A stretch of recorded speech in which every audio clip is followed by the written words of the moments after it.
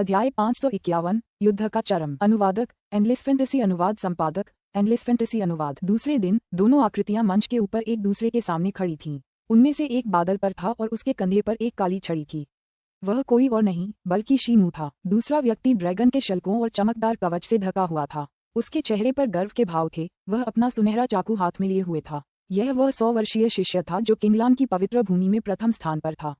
ये लॉन्ग झाने था। पिछले 2 दिनों में मंच के आसपास की भीड़ दोगुनी हो गई थी। उनकी जोरदार बहसों की आवाजें उठती गिरती रहती थीं। वे उस 100 साल के शिष्य का इंतजार कर रहे थे जो सुर्खियों में था। वे उसे एक जबरदस्त युद्ध में देखना चाहते थे। मुझे उम्मीद नहीं थी कि लिंग फेंग और युन जियाओ दोनों ही ऐसे बच्चे से हार जाएंगे।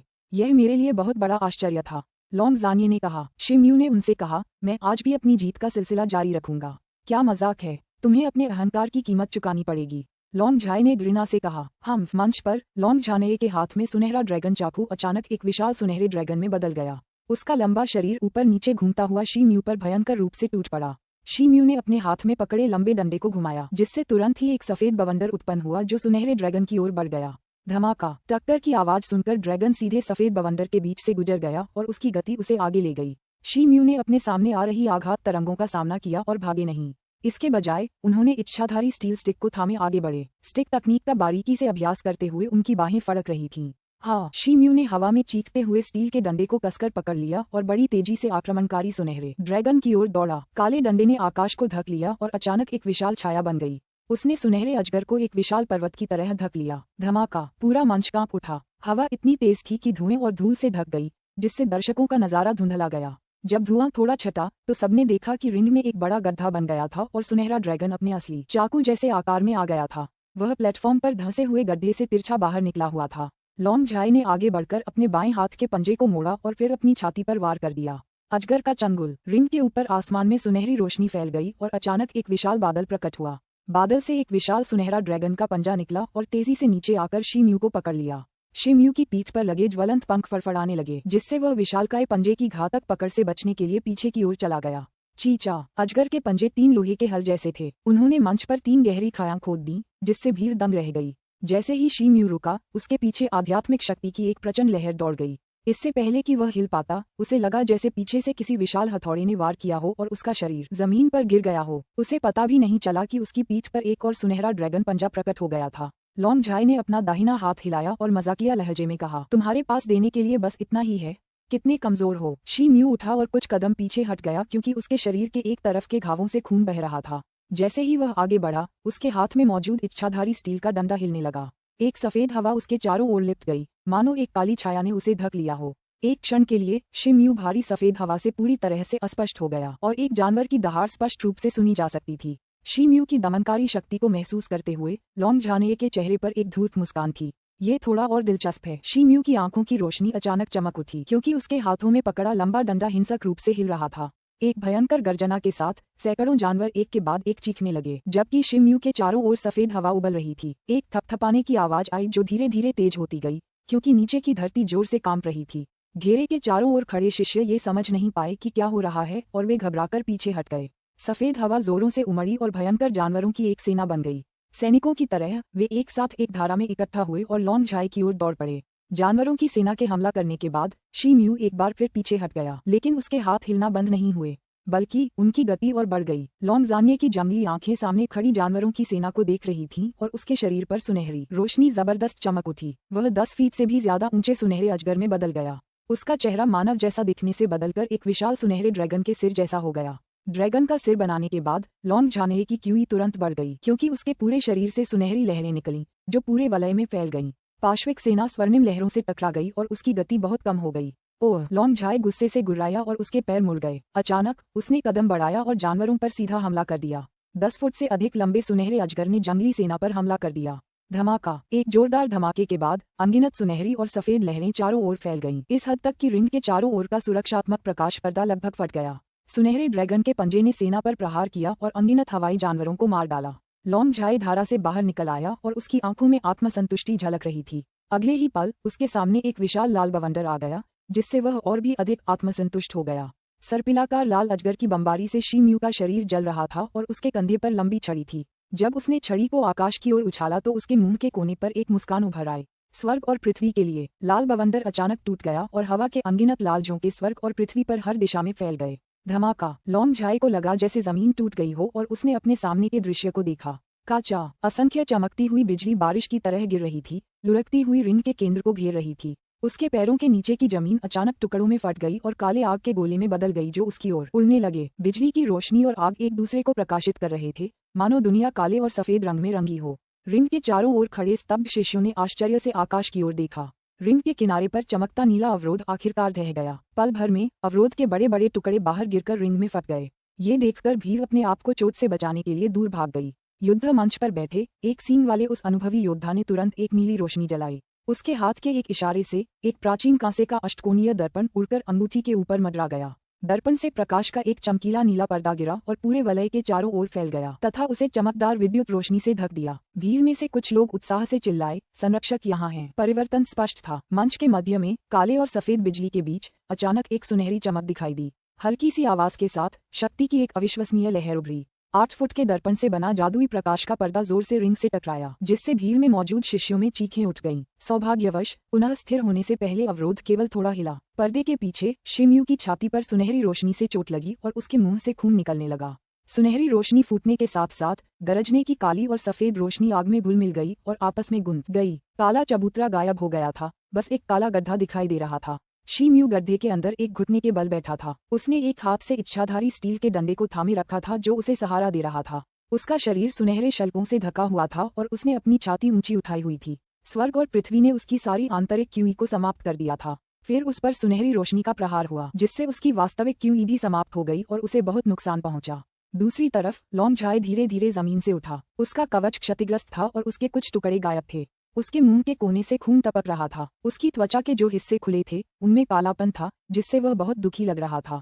यद्यपि उसकी क्यूई कमजोर थी, फिर भी उसने बहादुरी का परिचय देने की कोशिश की। मुझे अपनी जीवन रक्षक तकनीक अपनाने पर मजबूर करना, जिसे सीखने में मुझे 100 साल लगे। तुम मर जाओगे। जैसे ही उसने अपना हाथ उठाया, उसके हाथ से खून टपकने लगा। पता नहीं ये खून शिम्यू का था या लॉन्ग झाई का।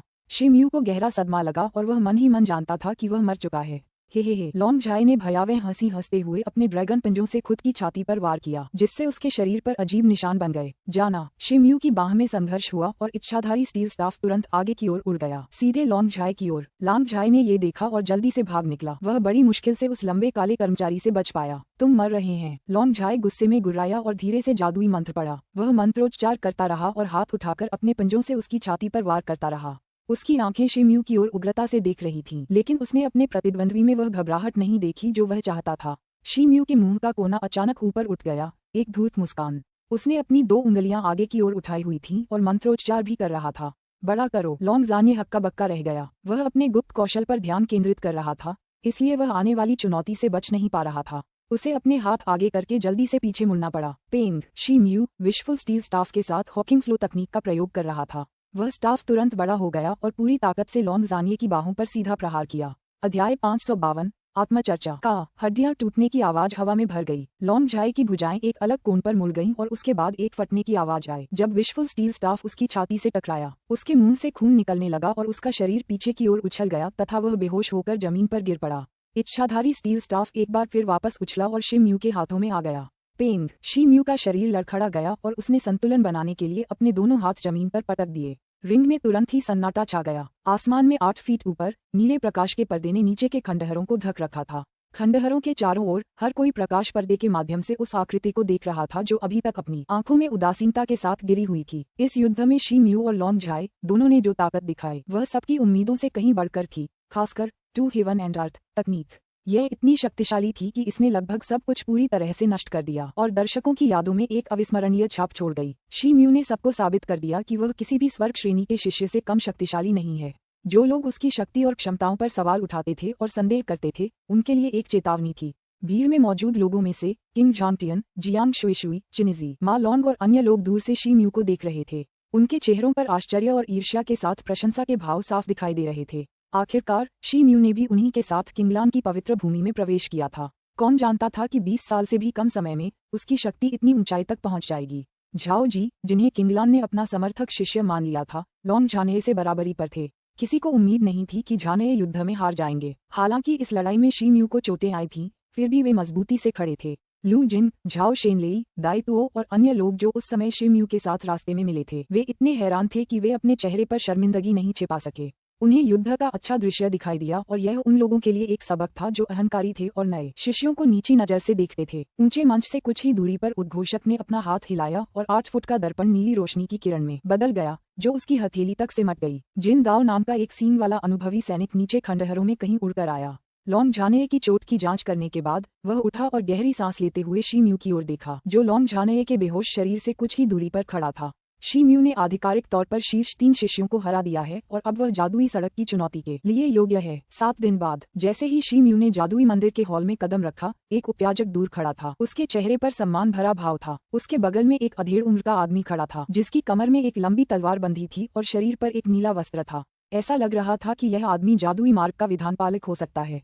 मैं यहाँ जादुई सड़क के सम्मानित विधायक से मिलने आया हूँ, शिमयू ने कहा और अपने शरीर को झुकाते हुए आगे बढ़े। विनम्र होने की कोई जरूरत नहीं है, चूंकि आप यहाँ हैं तो चलिए अभी शुरू करते हैं, विधायक ने उपयाजक की ओर सिर हिलाते हुए कहा। डीकन सहमत हो गया और जल्दी से शिमयू के पास गया। शिमयू, अब आप जादुई रास्ते के लिए योग्य हैं। प्रवेश करने से पहले विधायक आपको कुछ बातों की जानकारी देंगे। उसके बाद आप तय कर सकते हैं कि आप अपनी चुनौती जारी रखना चाहते हैं या नहीं। शिमयू ने सिर हिलाया लेकिन अपने मन की बात नहीं कही। जादुई मार्ग हजारों साल पहले किंगलैंड के संस्थापकों द्वारा स्थापित एक श्रृंखला है। इसमें कुल 18 सीढ़ियां हैं।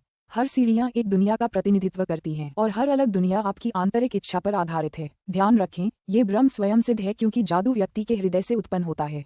आपको ऐसा लग सकता है कि आप वर्षों या दशकों तक इसमें फंसे रहेंगे, लेकिन बाहरी दुनिया के लिए ये बस एक पल हो सकता है।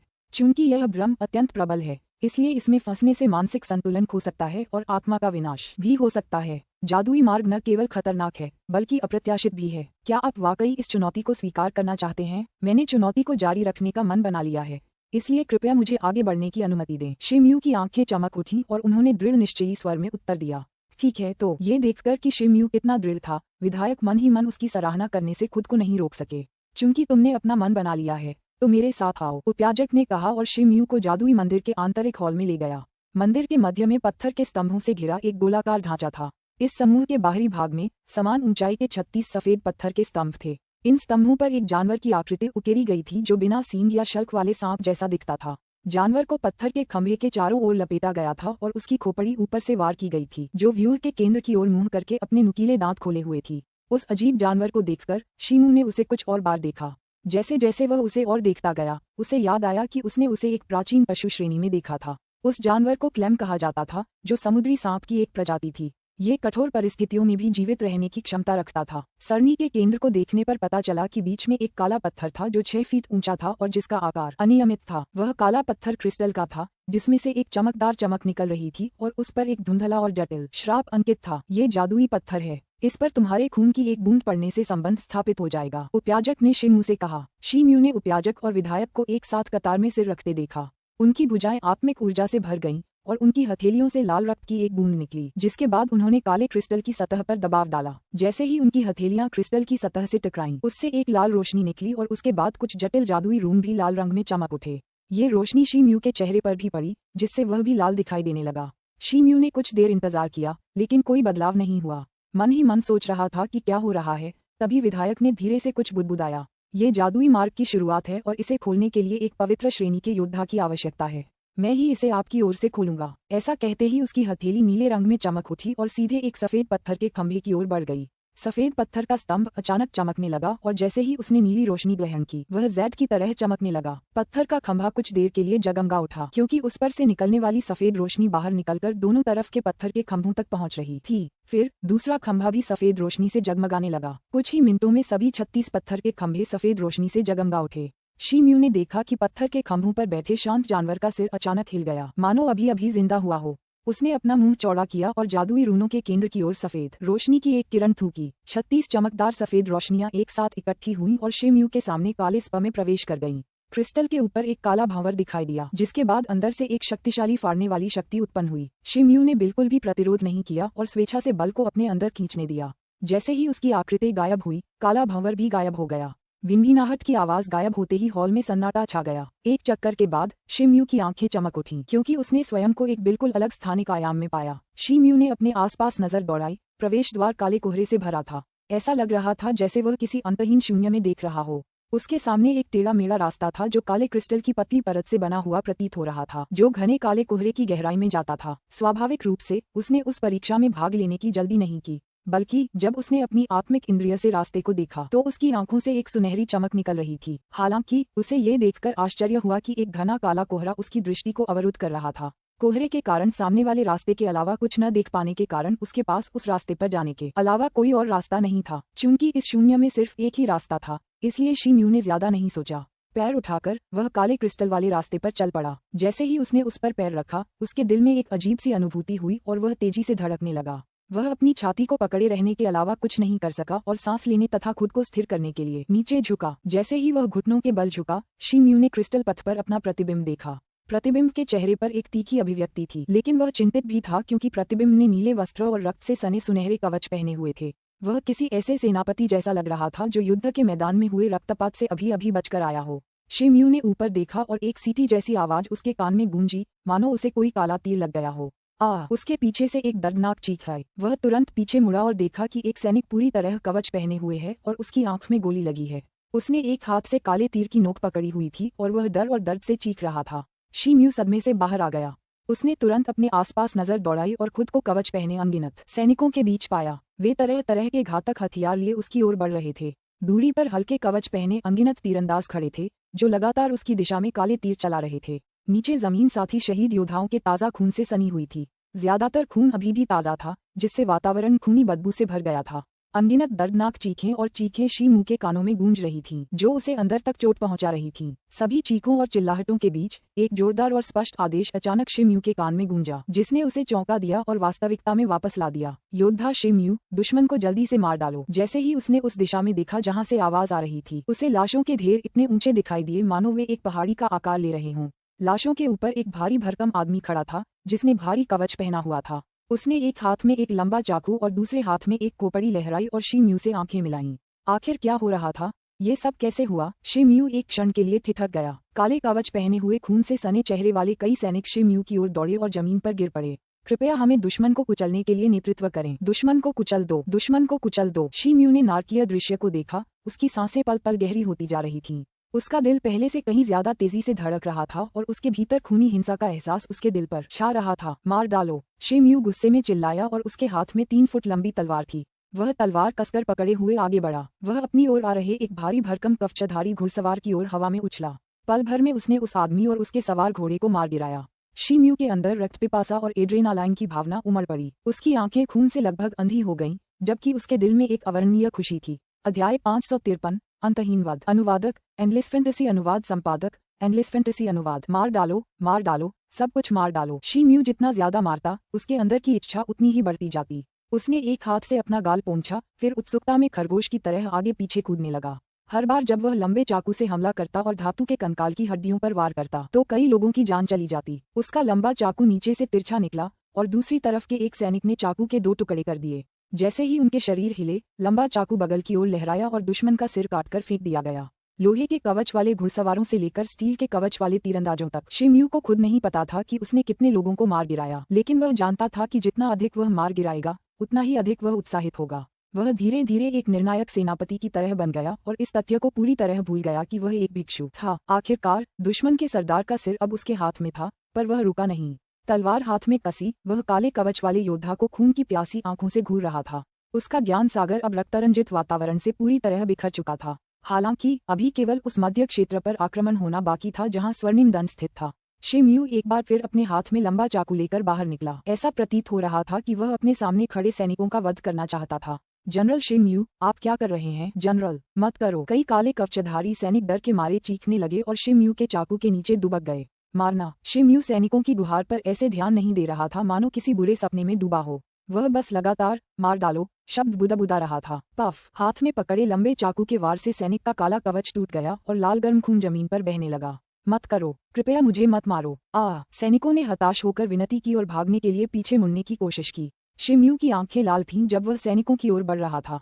उसका शरीर अचानक पीछे मुड़ गया और उसने अपने रास्ते में आने वाली हर चीज और हर किसी को मारना शुरू कर दिया। ताज़ा खून की धार फूट पड़ी और कई भयानक सिर जमीन पर लुढ़क गए। युद्ध के मैदान के दूसरी ओर पहाड़ी पर जहां लाशें पड़ी थीं, भारी चेहरे और भारी कवच वाला एक हट्टा कट्टा आदमी खड़ा था। उसके एक हाथ में एक लंबा चाकू था और उसकी आंखें शी म्यू की हरकतों पर टिकी थीं। कत्लेआम, जितना चाहो करो, अपनी हत्यारी प्रवृत्ति को हावी होने दो, उस आदमी ने चेहरे पर एक अजीब सी भयावह मुस्कान के साथ बुदबुदाया। शी म्यू का शरीर ताज़ा खून से लथपथ था, लेकिन उसे जरा भी बेचैनी महसूस नहीं हुई। उसे ब्लेड पर लगे खून को चाटने की हल्की सी इच्छा भी हुई। जैसे ही उसके मन में यह विचार आया, उसका शरीर अचानक कांप उठा। उसी समय उसके ज्ञान सागर में अचानक स्वर्णिम दंड प्रकाशित हो गया। प्रकाश की किरण क्षण भर के लिए चमकी और फिर धीरे धीरे गायब हो गई। हालांकि जो अदृश्य लहरें उठीं, वे गायब नहीं हुईं। वे सीधे आसपास के क्षेत्र में पहुंची और शी म्यू के ज्ञान सागर में व्याप्त लाल रक्त की धुंध को तुरंत धो डाला। शी म्यू को बस सिर में सुई चुभने जैसा दर्द महसूस हुआ, जिसने उसे बेकाबू हत्या के आवेग से बाहर निकाल दिया। उसकी आंखों का खून का प्यासापन भी गायब हो गया था। नहीं नहीं, उसने नीचे खून को देखा जो पहले से ही काला पड़ने लगा था, और लाशें जो उसके आसपास बिखरी पड़ी थीं। वह चौंक गया और उसने झट से अपने हाथ में पकड़ी तलवार फेंक दी और डर के मारे पीछे हट गया। आखिरकार उसे एहसास हुआ कि उसने क्या कर दिया है। हालांकि जैसे ही शी म्यू कुछ कदम पीछे हटा, उसके आसपास का खूनी माहौल फिर से उभर आया। उसकी गंध ने उसकी आंखों को फिर से लाल कर दिया और उसके अंदर की हिंसक भावनाएं सतह पर आ गईं। शी म्यू दर्द से चीखा, क्योंकि उसका शरीर चमकने लगा और क्रिम्सन एप ऊर्जा संरचना उभरने लगी। उसके शरीर के चारों ओर मंडराते क्रिम्सन एप एनर्जी कंस्ट्रक्ट का विशाल लाल धमाका बिना कोई आवाज किए आसमान की ओर देखने लगा। उसने अपनी दोनों मुठियां जमीन पर पटकीं और अचानक एक बवंडर उठा जिसने शी म्यू के आसपास की लाशों को उड़ा दिया। कुछ समय के लिए युद्ध के मैदान में लगभग सभी सैनिकों ने मारना बंद कर दिया और भयभीत होकर शी म्यू को देखने लगे। शी म्यू की आंखें चमक उठीं और उनकी नजर युद्ध के मैदान में मौजूद सभी लोगों पर पड़ी। अचानक उसे भारी कवच पहने उस विशालकाय आदमी के चेहरे पर नजर पड़ी। प्लेटफॉर्म पर मौजूद बाकी सभी लोगों की आंखों में डर था, लेकिन उस आदमी के चेहरे पर एक धूर्त मुस्कान थी। शी म्यू के चेहरे पर विस्मय का भाव था, क्योंकि उसके दिमाग में एक विचार उठा था, जादू। शी म्यू आगे बढ़े और उन्होंने इच्छाधारी स्टील के डंडे को अपने हाथ में ले लिया। हवा में शी म्यू के हाथों में कसकर पकड़े जाने पर उसका आकार बढ़ता गया।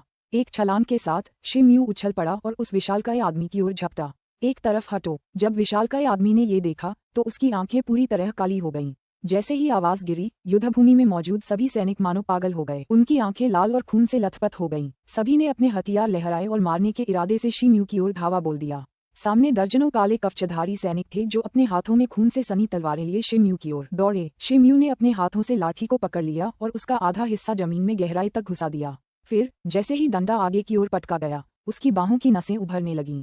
जमीन पर पड़े एक बड़े से पत्थर के टुकड़े को एक डंडे से उठाकर आगे की ओर पटका गया। दर्जनों लोग चीखने लगे जब उन्हें बड़े पत्थर से कुचल दिया गया। शी म्यू की गति रुकी नहीं और वह उस चट्टान की ओर बढ़ता रहा।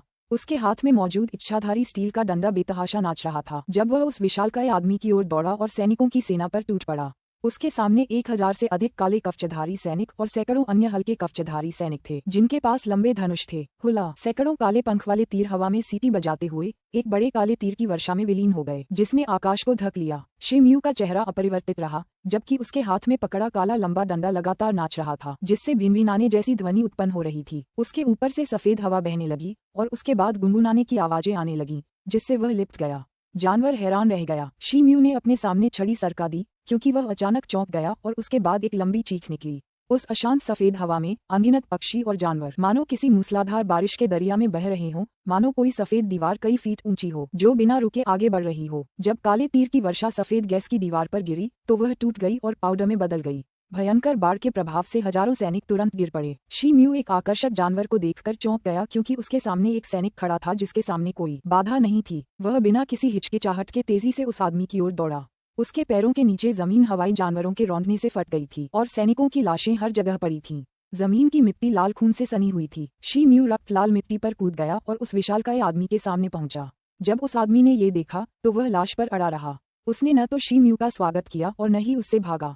उसकी आंखों में काली रोशनी चमक उठी और धुंध की 2 मोटी काली परतें उसकी आंखों से बाहर निकल गईं। धुंध के 2 काले आवरण उभरने के बाद वे नष्ट नहीं हुए, बल्कि जमीन में धंस गए और मिट्टी में मिल गए। शी म्यू आगे बढ़ा और उस पहाड़ी की ओर देखा जहां लाशें ढेर थीं, और अचानक उसे तोड़ दिया। उसने नीचे देखा और अपने खून से सने हाथों को आगे बढ़ाया तथा उसके टखने को पकड़कर उसे लाशों के ढेर से बाहर निकालने की कोशिश की। लंबी छड़ी आगे आए और उसने अजीब हाथों को टुकड़े टुकड़े कर दिया। जैसे ही वह अगला कदम उठाने वाला था, उसने महसूस किया कि उसका पैर सुन्न हो गया है और उसकी आधी पिंडली जमीन में गिर गई है।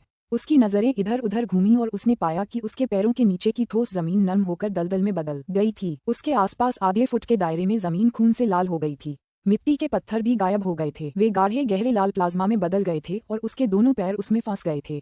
चिपचिपे प्लाज्मा दलदल में समय समय पर बड़े बड़े बुलबुले उठते रहते थे। जब हर बुलबुला फटता तो उसमें से लाल गैस निकलती और फिर हवा में बिखर जाती। ये केवल एक क्षण का प्रयास था और शिम्यू का शरीर पूरी तरह से हल्के लाल रंग की गैस से ढक गया। उसने अपना पैर झटका और आगे बढ़ने की कोशिश की, लेकिन पाया कि वह प्लाज्मा दलदल से अपना पैर बाहर नहीं निकाल पा रहा था। इसके बजाय वह तेजी से इतना नीचे गिरा कि उसकी कमर तक पानी भर गया। शिम्यू ने अपनी भौहें थोड़ी सिकोड़ी। लाल धुंध के बीच से उसने दर्जनों परछाइयां निकलती देखीं। जैसे ही वह प्लाज्मा स्वैप से बाहर निकलने की कोशिश कर रहा था, जो लोग खून से लथपथ थे वे उसकी ओर बढ़ रहे थे। ऐसा लग रहा था जैसे वे शिम्यू को दलदल की गहराई में खींचने की कोशिश कर रहे हों।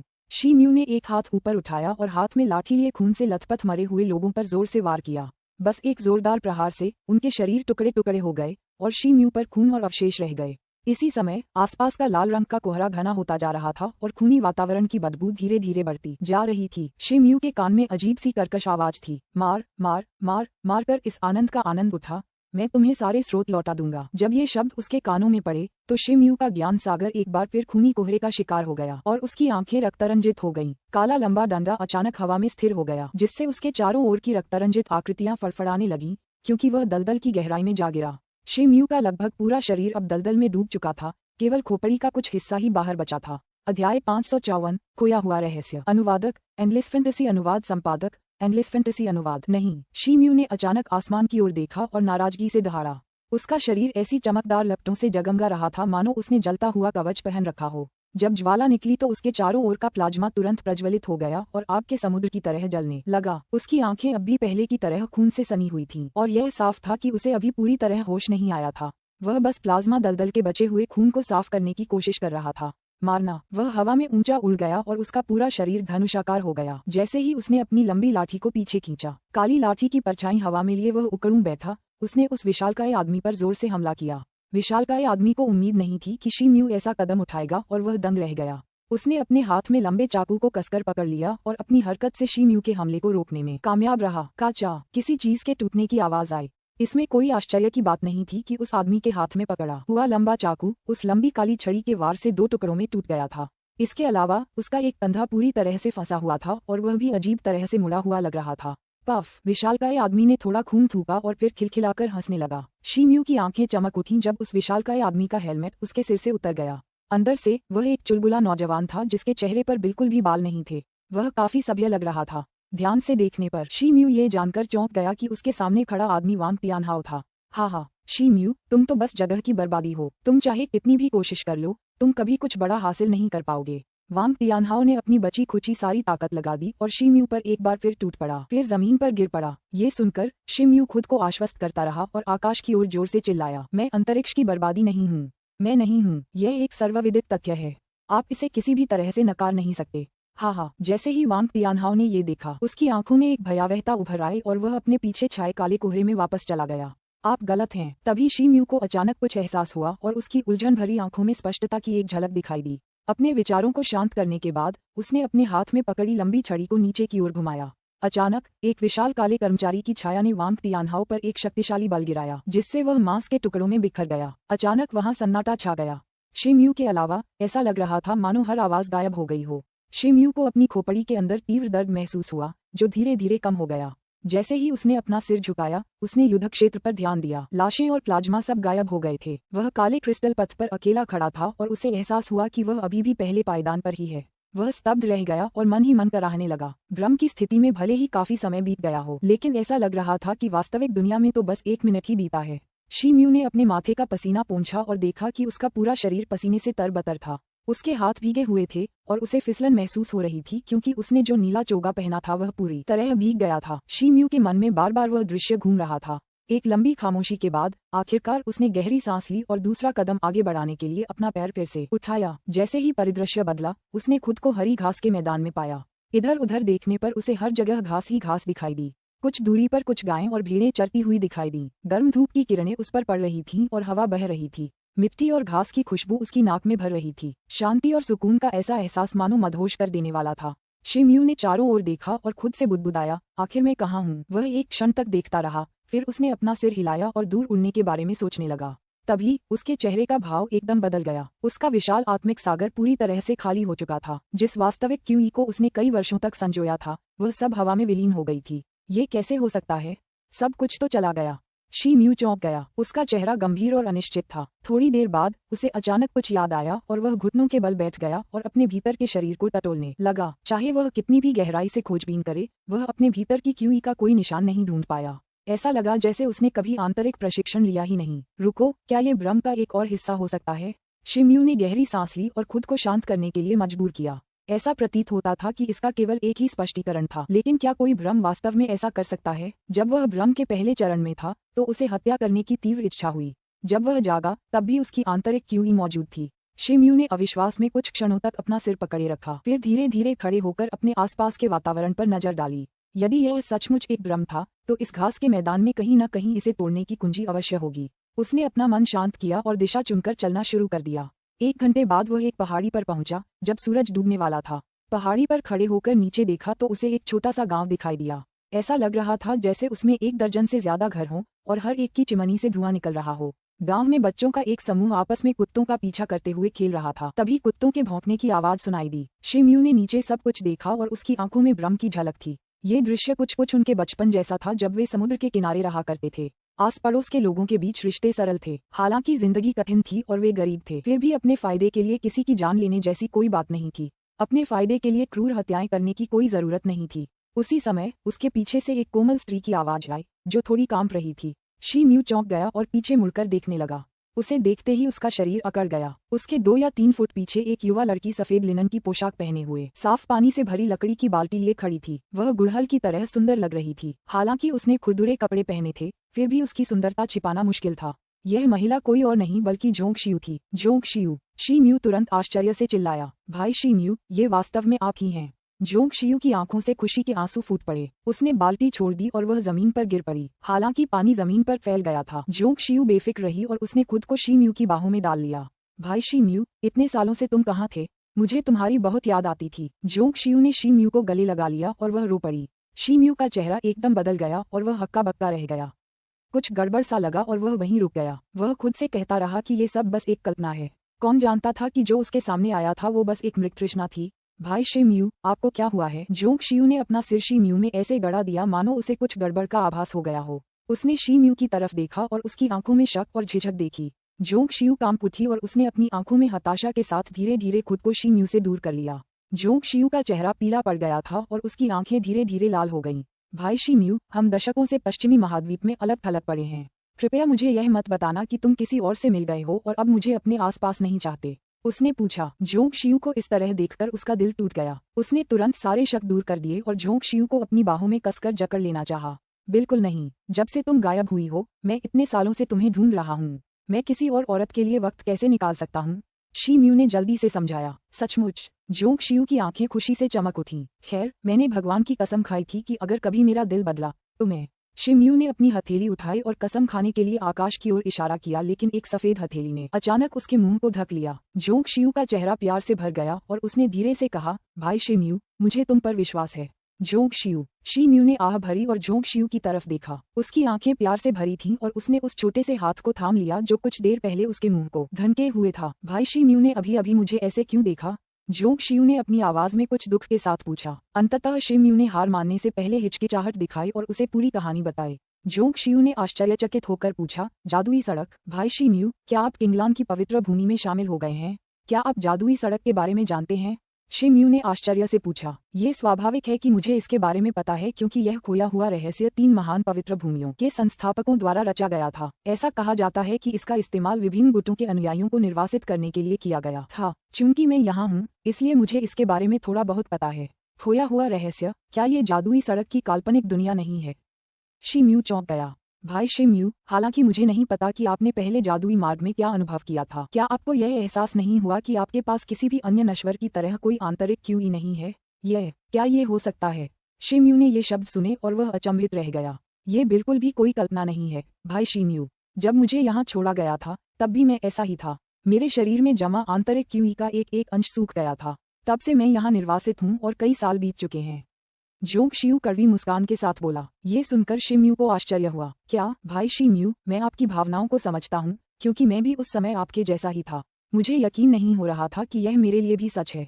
खैर, हम सभी को हमारे संप्रदायों ने त्याग दिया है, इसलिए हमारे लिए अपना बाकी जीवन यहीं बिताना स्वाभाविक है। शिम्यू का चेहरा नाटकीय रूप से बदल गया और उसने अपना सिर जोर से हिलाया क्योंकि उसे विश्वास नहीं हो रहा था कि वह क्या सुन रहा है। ये देखकर जोंग शियू ने ज्यादा कुछ नहीं कहा, बल्कि शिम्यू का हाथ पकड़ लिया और उसके बगल में चुपचाप बैठ गया जब तक कि वह शांत नहीं हो गया। सूरज लगभग डूब चुका था, बस हल्के सुनहरे रंग का एक अंश ही दुनिया से अपनी आखिरी चमक छीनने के लिए अभी बाकी था। शिम्यू ने धीरे से जोंग शियू की ओर देखा। जोंग शियू, तुमने कहा था कि तुम्हें यहाँ छोड़ दिया गया था, क्या हुआ? क्या तुम भी उस समय किंगलान में शामिल हो गए थे? शिम्यू ने पूछा। जोंग शियू ने उत्तर दिया, नहीं, मैं मैग्नम सोलिस के दूसरे महान अभयारण्य में शामिल हो गया था। हालांकि कुछ गंभीर घटना घटी। उस दुर्घटना के बाद मुझे यहाँ निर्वासित कर दिया गया। क्या बदल गया? क्या तुम मुझे इसके बारे में बता सकती हो? शिम्यू ने पूछा। अध्याय 555, डाको गांव। अनुवादक, एंडलेस फैंटेसी अनुवाद संपादक, एंडलेस फैंटेसी अनुवाद। बातें कुछ इस तरह हुईं। मुझे संप्रदाय ने एक उम्मीदवार के रूप में चुना क्योंकि मेरे पास एक कुंवारी के रूप में एक दुर्लभ फीनिक्स वंश है। हालांकि मेरा प्रशिक्षण असफल रहा और मैंने अनजाने में एक बड़ी गलती कर दी जिससे संप्रदाय की छवि को नुकसान पहुंचा। स्वामी क्रोधित हो गए और मुझे मृत्युदंड देना चाहते थे, लेकिन मेरे वंश के कारण मुझे नरमी दिखाई गई और निर्वासित कर दिया गया। जोंग शियू ने आह भरी। ये सुनने के बाद शिम्यू असहज हो गया और उसने भी आह भरी। जोंग शियू की बातों में जरा भी खामी नहीं थी। क्या ये वाकई कोई भ्रम था या फिर हकीकत का कोई और राज था? भाई शिम्यू, नीचे गांव के लोग महान पवित्र संप्रदायों के अनुयायी हैं जिन्हें पीढ़ियों से यहाँ छोड़ दिया गया है। अब हम में वो ताकत नहीं रही जो पहले थी। हम पतित हो गए हैं और नश्वर हो गए हैं, एक सामान्य जीवन जी रहे हैं। यह इतना बुरा भी नहीं है। भाई शिम्यू, चलो यहीं साथ रहते हैं। अब हमें कभी अलग नहीं होना पड़ेगा। जोंग शियू ने शिम्यू को धीरे से देखा और सुझाव दिया। शिम्यू के चेहरे के भाव बदल गए। काफी देर बाद आखिरकार उसने सहमति में सिर हिलाया। ठीक है, मैं यहीं रहूंगा, लेकिन मैं अपनी आंतरिक क्यूई से वंचित नहीं होना चाहता। मैं यहाँ आत्मिक ऊर्जा का अनुभव कर सकता हूँ और अपनी शक्ति को फिर से विकसित करूंगा। तुम्हें इससे कोई आपत्ति तो नहीं है ना? बिल्कुल नहीं। मुझे खुशी है कि भाई शिम्यू रुकने को तैयार है। शिम्यू और जोंग शियू एक साथ खड़े हुए और जमीन पर रखी बाल्टी को देखने लगे। जोंग शियू, क्या आप गांव के लिए पानी तैयार कर रहे हैं? हाँ, गांव में पानी का कोई स्रोत नहीं है, इसलिए हमें बाल्टियां लेकर पहाड़ों पर जाना पड़ता है और वापस लाना पड़ता है। तो फिर मैं आपकी मदद करूंगा, शिम्यू ने कहा और बाल्टी उठाकर पहाड़ की ओर चल दिया। यद्यपि वह अपनी आंतरिक क्यूई से वंचित था, फिर भी उसने अपनी शारीरिक शक्ति बरकरार रखी, इसलिए पानी की बाल्टी ले जाना कोई समस्या नहीं थी। जोंग शियू बहुत खुश थी क्योंकि वह उसके करीब आ रही थी। जैसे ही आसमान में अंधेरा छाने लगा, वे दोनों पानी की बाल्टियां लेकर गांव वापस आ गए। गांव के ज्यादातर घर लकड़ी और मिट्टी के बने थे। देखने में तो वे साधारण से लगते थे, लेकिन कुल मिलाकर उनका लेआउट सुव्यवस्थित था। आसमान पूरी तरह से अंधेरे में डूबने से पहले ये स्वाभाविक था कि गांव वाले अभी भी जाग रहे थे। जोंग शियू को एक अनजान युवक के साथ गांव में घुसते देख सभी हैरान रह गए। बहन शियू एर, ये युवक कौन है? एक युवक ने पूछा जो लगभग शिम्यू की ही उम्र का लग रहा था। मेरा नाम शिम्यू है और मैं जोंग शियू की मंगेतर हूँ। शिम्यू ने सीधे युवक की आंखों में देखा और जवाब दिया। जोंग शियू का चेहरा तुरंत लाल हो गया और उसने नीचे देखा और सहमति में सिर हिलाया। युवक का चेहरा तुरंत पीला पड़ गया और उसके होंठ कांपने लगे जब उसने एक बार फिर जोंग शियू की ओर देखा। एक पल बाद उसने आखिरकार एक आह भरी और एक तरफ चला गया। कुछ लोग युवक के पास आए और उसे सांत्वना दी। ये तो जोंग शियू की मंगेतर निकली। हमारे गांव में आपका स्वागत है। अगर आपको कोई आपत्ति न हो तो बताइए कि आप किस वर्ग के शिष्य हैं? एक साधारण अधेड़ उम्र का आदमी भीड़ में से निकल कर आया और पूछा। भाई शिम्यू, मैं चीफ वान हूँ, डाको गांव का मुखिया। जोंग शियू ने शिम्यू के कान में फुसफुसाया। शिम्यू ने कहा, मैं किंगलान की पवित्र भूमि का अनुयायी हूँ और मैं अभी यहाँ पहुँचा हूँ। मैं समझ गया। भाई शिम्यू, निराश मत होइए। हम सब भी आपकी तरह ही हैं, अपने संप्रदाय से निर्वासित। चूंकि अब आप हमारे गांव में आ गए हैं, इसलिए यहाँ का हर कोई आपके परिवार का हिस्सा होगा। अधेड़ उम्र का आदमी निडर होकर मुस्कुराया। धन्यवाद चीफ वान, शिम्यू मुस्कुराया और सिर हिलाया। आकाश में अंधेरा छा जाने के बाद भीड़ ने कुछ देर तक बातचीत की और फिर अपने अपने रास्ते चले गए। शिम्यू उस झोपड़ी में पहुंचे जहां जोंग शियू रहता था। भाई शिम्यू, आज रात तुम मेरे साथ यहीं रुकोगे? हालांकि अभी, इसलिए हम। जोंग शियू बुरी तरह शर्मा गई और उसने अपना सिर नीचे झुकाकर धीरे से कहा, क्या मैं उस तरह का व्यक्ति दिखता हूँ? शिम्यू ने जोंग शियू के शर्मीले चेहरे को देखा और हंस दिया। उसने तुरंत जोंग शियू के घर के पास अपनी झोपड़ी बनानी शुरू कर दी और रात वहीं रहने लगा। पलक झपकते ही शिम्यू 1 दर्जन से अधिक दिनों से गांव में रह रहा था। वहां 70 से ज्यादा ग्रामीण थे, जिनमें ज्यादातर मध्यम आयु वर्ग और बुजुर्ग थे। ज्यादा युवा और बच्चे नहीं थे। गांव के लोग खेती और मछली पकड़ने से अपनी आजीविका चलाते थे। गांव के कई युवा कभी कभी पास की पर्वत श्रृंखला में शिकार करने जाते थे। शिम्यू कड़ी मेहनत के बल पर अपनी खेती को सुधारने की कोशिश कर रहे थे, चाहे वह मछली पकड़ने या शिकार के माध्यम से हो। पहाड़ों में कदम रखते ही उसने 3 जंगली भेड़ियों और एक सुअर का शिकार किया, जिनका कुल वजन लगभग 1000 किलो था। उसने उन्हें रतन से बांधा और घसीटते हुए गांव ले आया, जिससे वहां सनसनी फैल गई। जोंग शियू ने ये देखा और उसकी आंखें गर्व और खुशी से भर गईं। शी म्यू के पास इतना माल था कि वह और जोंग शियू उसे खत्म नहीं कर सके और उन्होंने उसे गांव वालों में बांट दिया। कुछ लोग जो पहले शी म्यू के साथ मित्रवत नहीं थे, धीरे धीरे उनके प्रति दोस्ताना व्यवहार करने लगे। यानी उस युवक को छोड़कर जो जोंग शियू के दिल में बस गया था, उसने दोस्ताना नजर से भी नहीं देखा और उसकी आंखें नफरत से चमक रही थीं। शी म्यू को ज्यादा परेशानी नहीं हुई, वह गांव के जीवन से परिचित हो गया। शिकार और मछली पकड़ने के अलावा वह अपना ज्यादातर समय जोंग शियू के घर में ध्यान लगाने में बिताता था। दुर्भाग्य से लाख कोशिशों के बावजूद वह जरा भी वास्तविक क्यूई नहीं जुटा पाया। इस विशेष दिन वह पहाड़ों में शिकार करने गए और 3 आदमियों के आकार के एक काले भालू को सफलतापूर्वक खींचकर ले आए। शी म्यू वाकई बहुत ताकतवर है, उसने तो एक काले भालू का भी शिकार कर लिया। चीफ वान ने हैरानी से कहा, चीफ वान, आप मेरी बहुत ज्यादा तारीफ कर रहे हैं। मैं पिछले कुछ समय से प्रशिक्षण ले रहा हूँ। हालांकि मेरा आंतरिक ची विकास असफल रहा है, फिर भी मेरी शारीरिक शक्ति अभी भी बनी हुई है। शी म्यू, इस काले भालू को हमारे पास छोड़ दो। वापस जाओ और जोंग शियू के साथ कुछ समय बिताओ। मैं कुछ आदमी भेजकर तुम्हें सबसे अच्छे मांस के टुकड़े उपहार में दूंगा। बहुत सराहना की। शी म्यू ने सिर हिलाया और घर जाने से पहले झुक गया। वह सामने के दरवाजे तक गया और देखा कि वह बंद था, लेकिन अंदर से एक आवाज धीमी सुनाई दे रही थी। मुझे जाने दो। जू यी, तुम क्या सोच रही हो? भाई शी म्यू जल्द ही आ रहा है, इसलिए मुझे जाने दो। जोंग जू गुस्से से बोला। आखिर उस शी म्यू में ऐसी क्या खासियत है? क्या वो मुझसे ज्यादा लंबा और दिखने में अच्छा है? मैं 2 साल से तुम्हारे साथ प्यार में हूँ और तुमने कभी मेरी भावनाओं का जवाब नहीं दिया।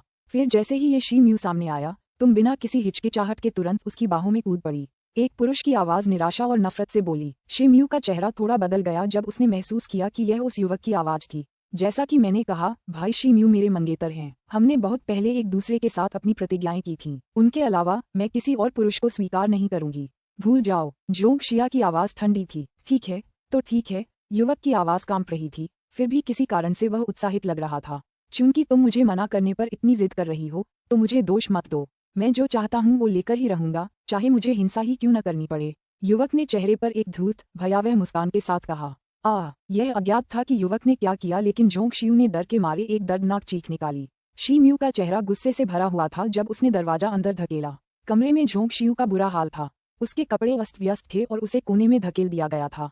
शी म्यू को उसे बचाने के लिए आते देख जोंग शियू तुरंत दौड़कर उसके पीछे छिप गया। युवक के चेहरे पर निराशा के भाव थे। उसने अपनी हरकतों से इनकार करने की कोशिश नहीं की। उसने शी म्यू से ठंडी नजरों से आंखें मिलाईं। टिप्पणी: अगर तूने जोंग शियू पर एक और उंगली भी रखी तो मैं तुझे गिराने में जरा भी नहीं हिचकिचाऊंगा।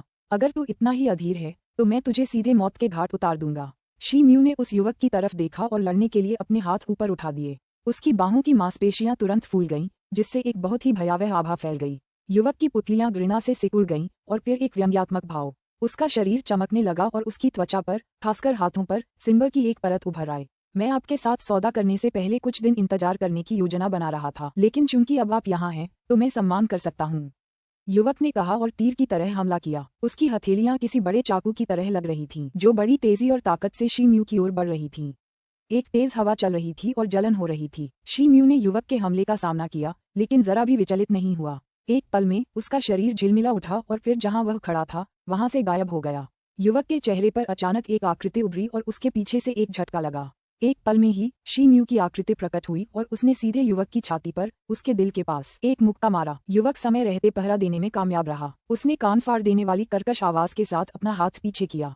पेंग! जैसे ही शी म्यू की मुठ्ठियां उस युवक के हाथ पर लगीं, एक धीमी सी आवाज गूंजी। ऐसा लग रहा था जैसे हड्डियां टूटने की आवाज हो। दर्द से कराहते हुए युवक ने एक दबी हुई आवाज निकाली। उसके चेहरे पर डर साफ दिखाई दे रहा था, क्योंकि वह अपनी जान बचाने के लिए बाहर भागने की कोशिश कर रहा था। शी म्यू ने घुरघुराहट भरी और उसके पीछे पीछे चला गया। जू यी, तुम यहाँ क्या कर रहे हो? कुछ ग्रामीण चिल्लाए, जो काले भालू के मांस का एक पैकेट लेकर बाहर आए थे। युवक ने जरा भी परवाह नहीं की और ग्रामीणों के पास से निकलकर अपनी जान बचाने के लिए भाग गया। शी म्यू का चेहरा उतर गया, क्योंकि युवक इतना तेज था कि उसे शक था कि वह उसके साथ चल पाएगा। उसकी आंखें चमक उठीं जब उसने एक छोटा काला चाकू निकाला और उसे युवक की ओर फेंका। स्वूश! एक काली छाया उड़ी और लक्ष्य पर सटीक रूप से लगी। युवक चीखकर जमीन पर गिर पड़ा। काला चाकू उसकी छाती से बाहर निकल आया और ताजा खून बहने लगा। मदद के लिए इशारा करते हुए उसका मुंह खुल गया। हालांकि चाकू उसके दिल में घुस गया था। उसकी पुतलियां तेजी से फैल गईं और जल्द ही सांस का नामोनिशान मिट गया। शोरगुल से गांव के दूसरे लोग भी सतर्क हो गए। वे फौरन वहां पहुंचे और शी म्यू को देखते ही जोर से चिल्ला उठे। शी म्यू, तुमने क्या किया? तुमने जू यी को क्यों मारा? जू यी के साथ अच्छे संबंध रखने वाले लोग हक्के बक्के रह गए और जल्दी से शी म्यू से जवाब मांगा। अध्याय 556, एक विद्रोह। अनुवादक, एंडलेस फैंटेसी अनुवाद संपादक, एंडलेस फैंटेसी अनुवाद। आप और मैं दोनों अपने अपने संप्रदायों के पतित अनुयायी हैं। इस गांव में हमारा काम एक दूसरे की मदद करना और शांतिपूर्ण सामंजस्यपूर्ण जीवन जीना है। मैं इस घटना को कैसे जाने दे सकता हूँ? एक लाल बालों वाले युवक ने कहा। वह मौत की तलाश में था। शिम्यू ने अपने आसपास के लोगों पर नजर डाली और अपने घर की ओर चलने से पहले नाक भान से कोड़ी। ठहरो, अगर तुम हमें सच में क्या हो रहा है यह नहीं बताओगे तो जाने के बारे में सोचना भी मत। लाल बालों वाला युवक जोर से चिल्लाया। शिम्यू पर दोष मत दो, मैं तुम्हें बताता हूँ कि असल में क्या हुआ था। एक अधेड़ उम्र का आदमी आया और सब कुछ समझाया। पूरी कहानी जानकर सभी को राहत मिली कि यह कदम जायज था।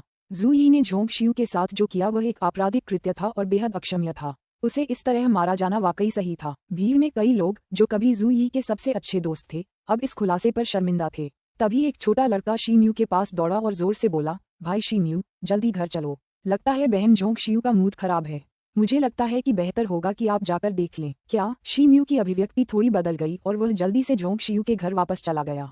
उसने दरवाजा खोला और देखा कि झोंग शियू दरवाजे के पीछे की ओर मुंह करके बैठी है, मचल रही है। ऐसा लग रहा था जैसे वह रो रही हो। झोंग शियू, क्या हुआ? शिम्यू थोड़ा ढीला हुआ और उसे कसकर गले लगाने के लिए आगे बढ़ा। झोंग शियू ने शिम्यू की आवाज सुनी और तुरंत उसकी बाहों में समा गई और फूट फूट कर रोने लगी। यह अज्ञात था कि कैसे, लेकिन शिम्यू उसे रोने से रोकने और उसे शांत करने में सफल रहा। लंबे समय के बाद झोंग शियू की भावनाएं स्थिर हो गईं और उसने धीरे से पूछा, भाई शिम्यू, जू यी ने मेरे साथ क्या किया?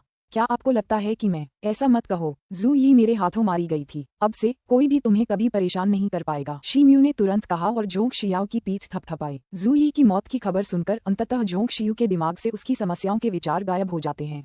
तभी अचानक दरवाजे के बाहर किसी के कदमों की आहट सुनाई दी। यह कोई और नहीं बल्कि चीफ वान था। झोंग शियू बुरी तरह शर्मा गया और जल्दी से शिम्यू की बाहों से उठ खड़ा हुआ।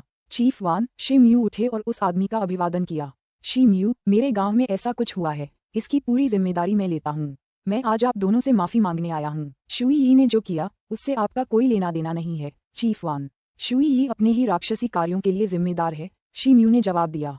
जब चीफ वान ने ये सुना तो उनकी अभिव्यक्ति थोड़ी बेहतर हुई, मानो उन्होंने कुछ सोचा हो। शिम्यू, चूंकि आप और झोंग शियू दोनों एक दूसरे के प्रति वचनबद्ध हैं, इसलिए मुझे लगता है कि ग्रामीणों के बीच गपशप से बचने के लिए ये सबसे अच्छा है कि आप दोनों जल्द ही शादी कर लें। जैसे ही शिम्यू और झोंग शियू ने ये सुझाव सुना उनके चेहरे तुरंत लाल हो गए। झोंग शियू को इस बात पर बहुत शर्मिंदगी महसूस हुई और वह जल्दी से मुड़कर वापस अंदर चली गई। शिम्यू की आंखें चमक उठीं और वह चुप हो गया। हाँ, अगर तुम दोनों कुछ नहीं कह रहे हो तो इसका मतलब है कि तुम दोनों सहमत हो। शिम्यू, झोंग शियू को दिलासा दो, फिर तुम सब कुछ मुझ पर छोड़ सकते हो, चीफ वान ने हंसते हुए कहा। शिम्यू के जवाब का इंतजार किए बिना वह मुड़ा और बाहर चला गया। गांव के लोगों को शिम्यू और झोंग शियू की शादी की खबर जल्दी ही पता चल गई। एक तो बेमिसाल खूबसूरती की धनी थी, दूसरी एक वीर योद्धा जो बिना किसी परेशानी के आसानी से शिकार कर सकती थी। दोनों की जोड़ी स्वर्ग में बनी थी। गांव एक बड़े परिवार जैसा था और हर कोई मदद के लिए हाथ बढ़ाने में लगा हुआ था। जल्द ही शादी के लिए एक सभागार तैयार हो गया। रीति रिवाज के अनुसार दोनों को लाल वस्त्र पहनाए गए। मुखिया वान की नजरों में अब वे इस छोटे से गांव में आधिकारिक तौर पर पति पत्नी बन गए। शादी की रात उनके घर पर शिम्यू ने झोंग शियू के सिर पर से धीरे से पर्दा हटाया। उसका बेहद आकर्षक चेहरा सामने आ गया था। झोंग शियू, शिम्यू ने अपने सामने खड़ी सुंदरता को देखा। उसका चेहरा कोमल था और उसकी आंखें चमक रही थीं जब दोनों एक दूसरे से लिपटे हुए थे। मेरी प्यारी, झोंग शियू ने खुशी से शिम्यू को कसकर गले लगा लिया। झोंग शियू, तुम्हें अपनी पत्नी के रूप में पाकर मुझे इस जीवन में कोई पछतावा नहीं है। मेरे साथ भी यही होता है। मेरे प्यारे, चलो एक शांत और सुकून भरी जिंदगी जिएं। चलो, तुम्हारी ट्रेनिंग खत्म करते हैं। ठीक है, झोंग शियू ने धीरे से कहा। ठीक है, मैं तुमसे वादा करता हूँ। जैसे ही शिम्यू ने सहमति दी और वादा किया, वह अपनी खुशी को रोक नहीं सकी। लेकिन अगले ही पल उसके चेहरे से मुस्कान गायब हो गई क्योंकि उसकी पीठ से खून से सना एक काला छोटा चाकू बाहर निकला। मेरे प्रिय, तुमने ऐसा क्यों किया? झोंग शियू का शरीर पीछे की ओर हट गया और उसका चेहरा अविश्वास से भर गया। उसकी छाती में एक छोटा काला चाकू लगा हुआ था और खून बह रहा था जिससे उसके कपड़े लाल हो गए थे। मेरे प्यारे, क्या तुम अब भी इस धैर्य को जारी रखोगी? शिम्यू के चेहरे पर एक ठंडा भाव था जब उसने झोंग शियू को देखा। मेरी प्यारी, मैं हूँ झोंग शियू। क्या अब मैं तुम्हें पसंद नहीं? झोंग शियू का चेहरा निराशा से भरा था। नाटक करना बंद करो। तुमने इन दिनों बहुत सारी खामियां दिखाई हैं और मेरी नजरों से बच पाना नामुमकिन है, शिम्यू ने ठंडे स्वर में कहा। मेरे प्यारे, तुम क्या कह रहे हो? क्या तुम्हारा दिमाग खराब हो गया है? ठीक है, ऐसा लगता है कि मेरे पास ये सब तब तक कहने के अलावा कोई चारा नहीं है जब तक आप अंततः अपने झूठ को स्वीकार नहीं कर लेते। सबसे पहले, यह एक खोया हुआ क्षेत्र है। हालांकि माया किसी व्यक्ति की पांचों इंद्रियों को भ्रमित कर सकती है, लेकिन यह उस व्यक्ति की सहज प्रवृत्ति को कभी नहीं ढक सकती जिसने अपनी इंद्रियों को प्रशिक्षित कर लिया है। मैं यहाँ स्वर्ग और पृथ्वी की क्यूई को महसूस कर सकता हूँ और यह काफी समृद्ध है। मैं पिछले कुछ दिनों से गांव के पास के पहाड़ों पर जा रहा हूं और हर चीज का ध्यानपूर्वक अध्ययन कर रहा हूं। स्वर्ग और पृथ्वी के इतने समृद्ध वातावरण में घास का एक भी अंकुर नहीं है और पेड़ अपनी सामान्य अवस्था में नहीं है। आत्मा क्यूई का कोई निशान नहीं था, यहाँ तक कि एक भी राक्षस जानवर नहीं था।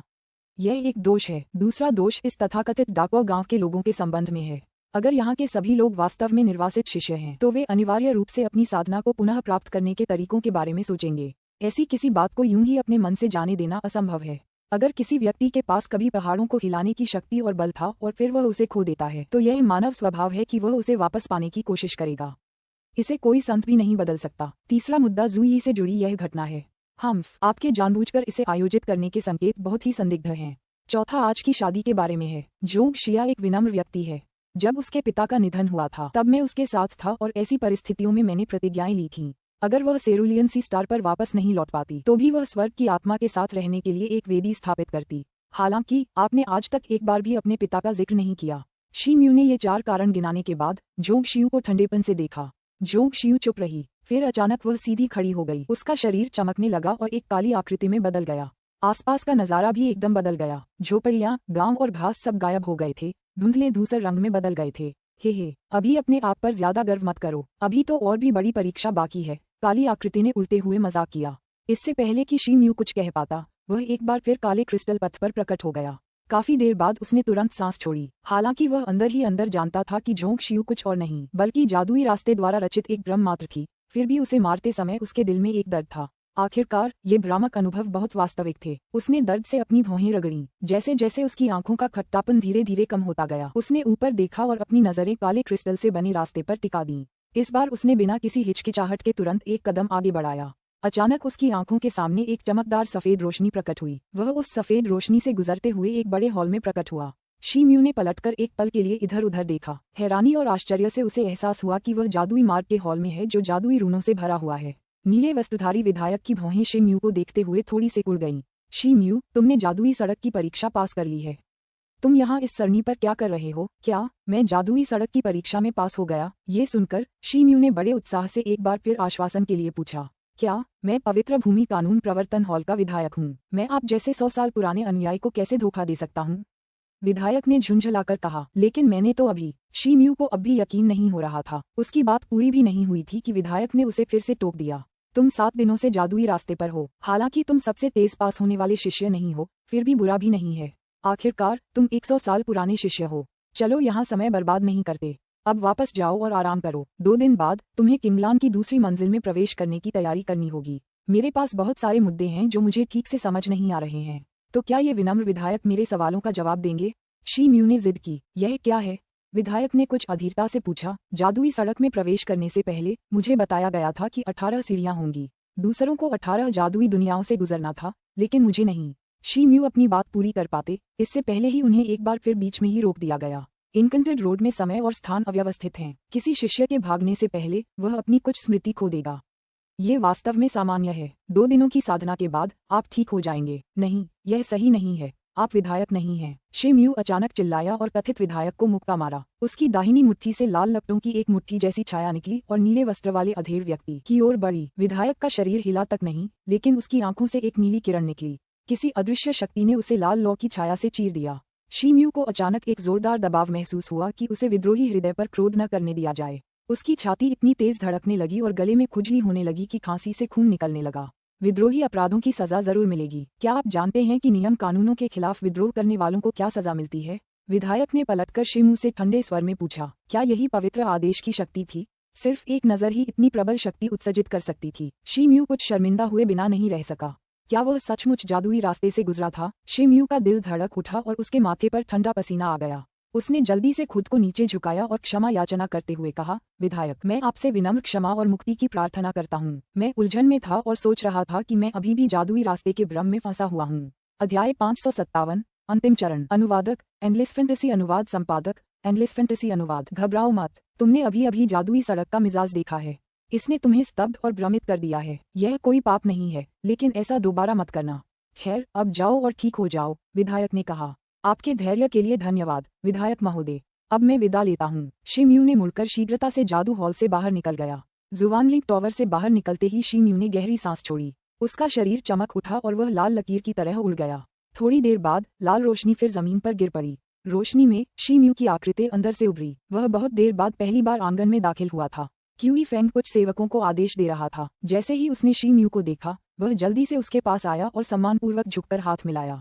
युवा मास्टर, आप अंततः वापस आ गए। हाँ, शी म्यू ने अनजाने में आह भरी और कुछ नहीं कहा, क्योंकि उसने अपना पैर मुख्य हॉल में आगे बढ़ा दिया था। इससे पहले कि वह कुछ और कदम बढ़ा पाता, शी म्यू ने अपने कानों में कई की आवाज सुनी। शी म्यू, मुझे नहीं पता था कि तुम इतनी जल्दी वापस आ जाओगे।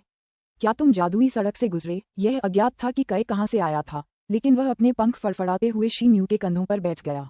शी म्यू ने काफी देर तक इस बारे में सोचा और फिर धीरे से सिर हिला दिया। क्या हुआ, शी म्यू? तुम ऐसे क्यों लग रहे हो जैसे तुम्हारी आत्मा तुम्हारे शरीर में नहीं है?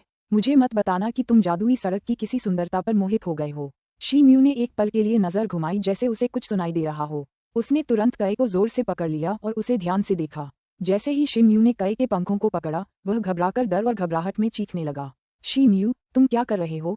मैं दिखने में जितना स्वादिष्ट हूँ उतना हूँ नहीं। जब शी म्यू ने ये सुना तो वह मुस्कुराए बिना नहीं रह सका और उसने कई को अपने हाथ से फेंक दिया तथा मुख्य हॉल की ओर बढ़ गया। अगले दिन शी म्यू द्वारा जादुई मार्ग की चुनौती पार करने की खबर पूरे पीले क्षेत्र में फैल गई थी। अब वह सहस्राब्दी शिष्य बनने के योग्य हो गया था। शी म्यू उस पल के लिए मशहूर हो गए थे। उन्होंने सारी सुर्खियां बटोर ली, यहाँ तक कि झाओ ही को भी पीछे छोड़ दिया, जिन्हें पवित्र भूमि ने छीन लिया था। अगले कुछ दिनों तक शी म्यू को जानने वाले शिष्य उन्हें बधाई देने आते रहे। इनमें किंग झांगटियन, मा लॉन्ग, जीलिंग और कुछ ऐसे लोग भी शामिल थे जिनका उनसे कोई रिश्ता नहीं था। यहाँ तक कि किंगलान के शीर्ष 10 शिष्यों में से भी कुछ लोग उपहार लेकर आए। शी म्यू को इस तरह का मनोरंजन पसंद नहीं था। अपने करीबी लोगों को छोड़कर वह क्यूई फेंग को बाकियों को बाहर निकालने के लिए भेज देता था। कई बार ऐसा हुआ कि शी म्यू को उन्हें दूर भेजने में शर्म महसूस हुई, इसलिए कभी कभी वह झिझकते हुए उनका सत्कार करते थे और इस प्रक्रिया में एक दो दोस्त भी बना लेते थे। आधे महीने बाद शी म्यू की सहस्राब्दी शिष्य के रूप में पदोन्नति की आधिकारिक तिथि आ गई। उसके सभी दोस्त नए परिचितों सहित उसे विदा करने आए। कुछ समय के लिए लगभग 100 लोग जुवानलिंग टावर के सामने इकट्ठा हो गए थे। भाई शी, सहस्राब्दी वर्ष का शिष्य बनने के बाद मुझे कभी मत भूलना।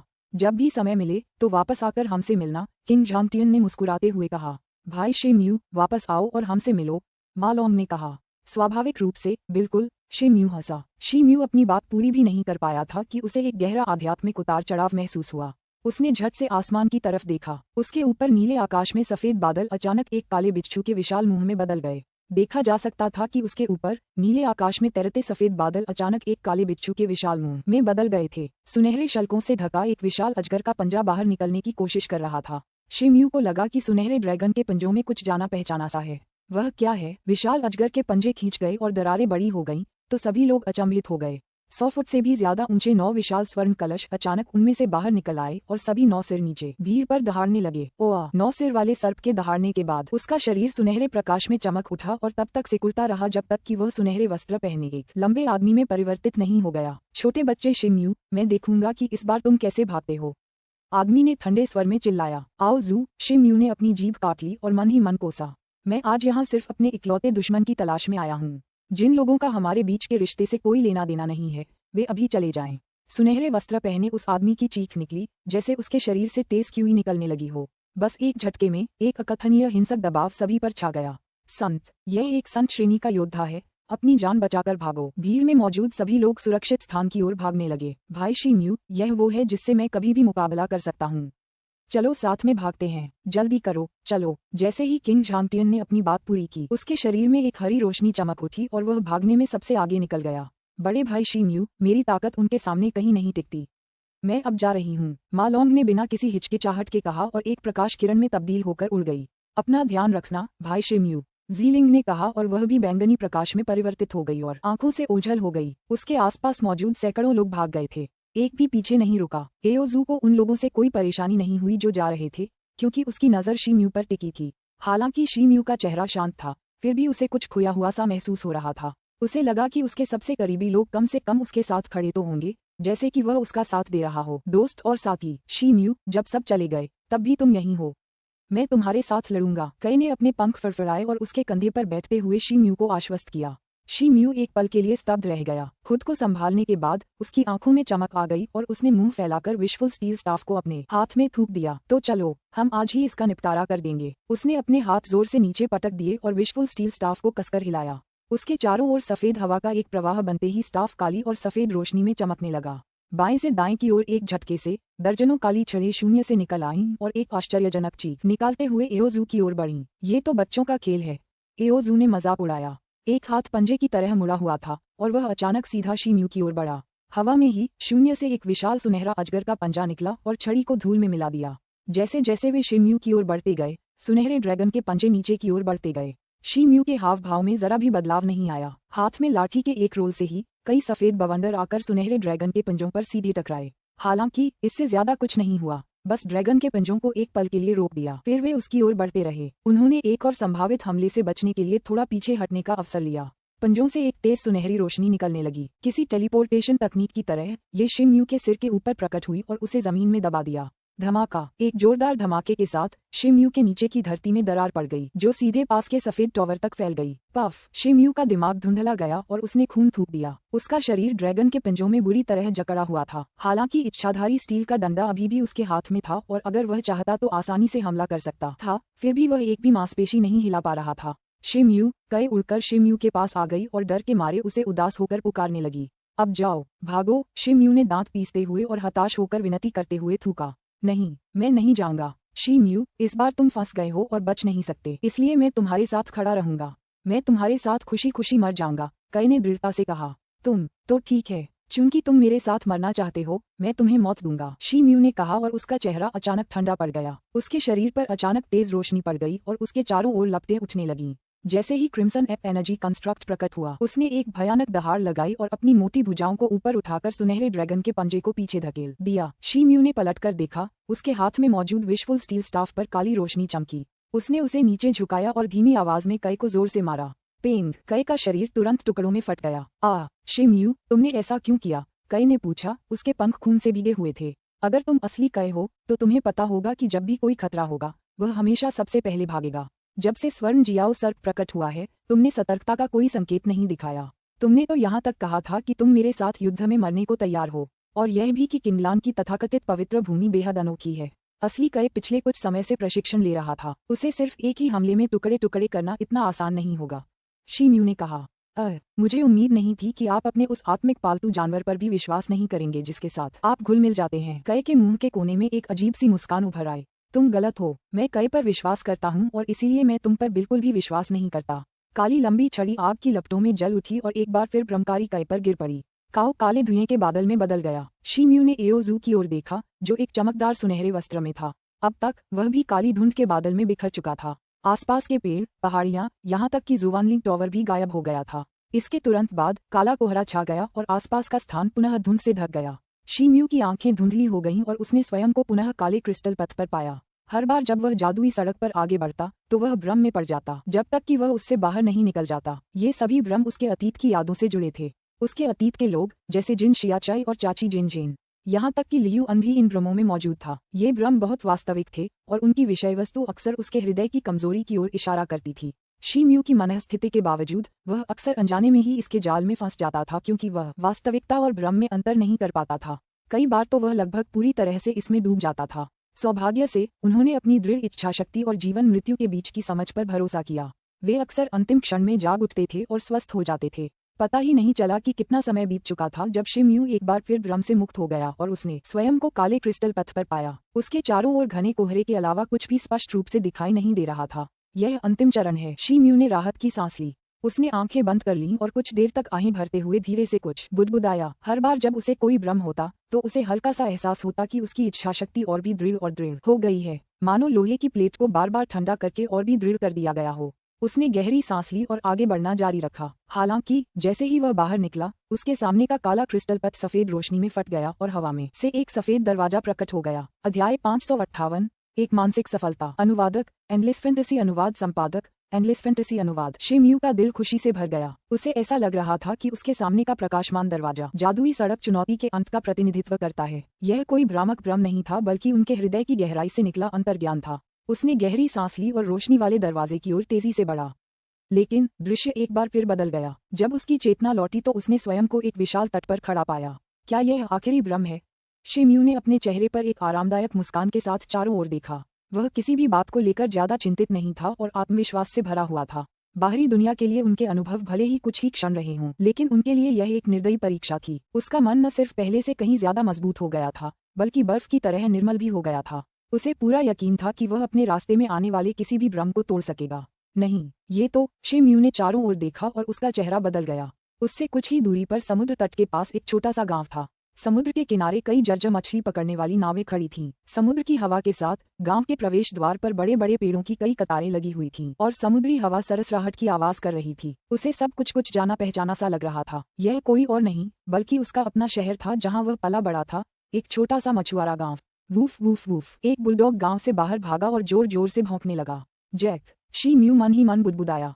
उसने बुलडॉग को गौर से देखा, उसकी आंखें धुंधली हो गईं। ये कुत्ता उसके पड़ोसी का था, जो उसका करीबी था। बुलडॉग ने अपना मुंह चौड़ा करके जीभ बाहर निकाली, मानो शिम्यू को फिर से देखने के लिए उत्साहित हो, और उसकी ओर दौड़ा। शिम्यू की बाहों में कूदने में उसे जरा भी देर नहीं लगी। वह उछल पड़ा और अपने दोनों अगले पंजे शिम्यू की छाती पर रख दिए। उसे सूंघता और बीच बीच में चाटता रहा। शिम्यू ने घुटनों के बल बैठकर बुलडॉग को धीरे से थपथपाया। उसने अपने सामने एक कोमल महिला की आवाज सुनी। शिम्यू, इस बार तुम कहाँ गए थे?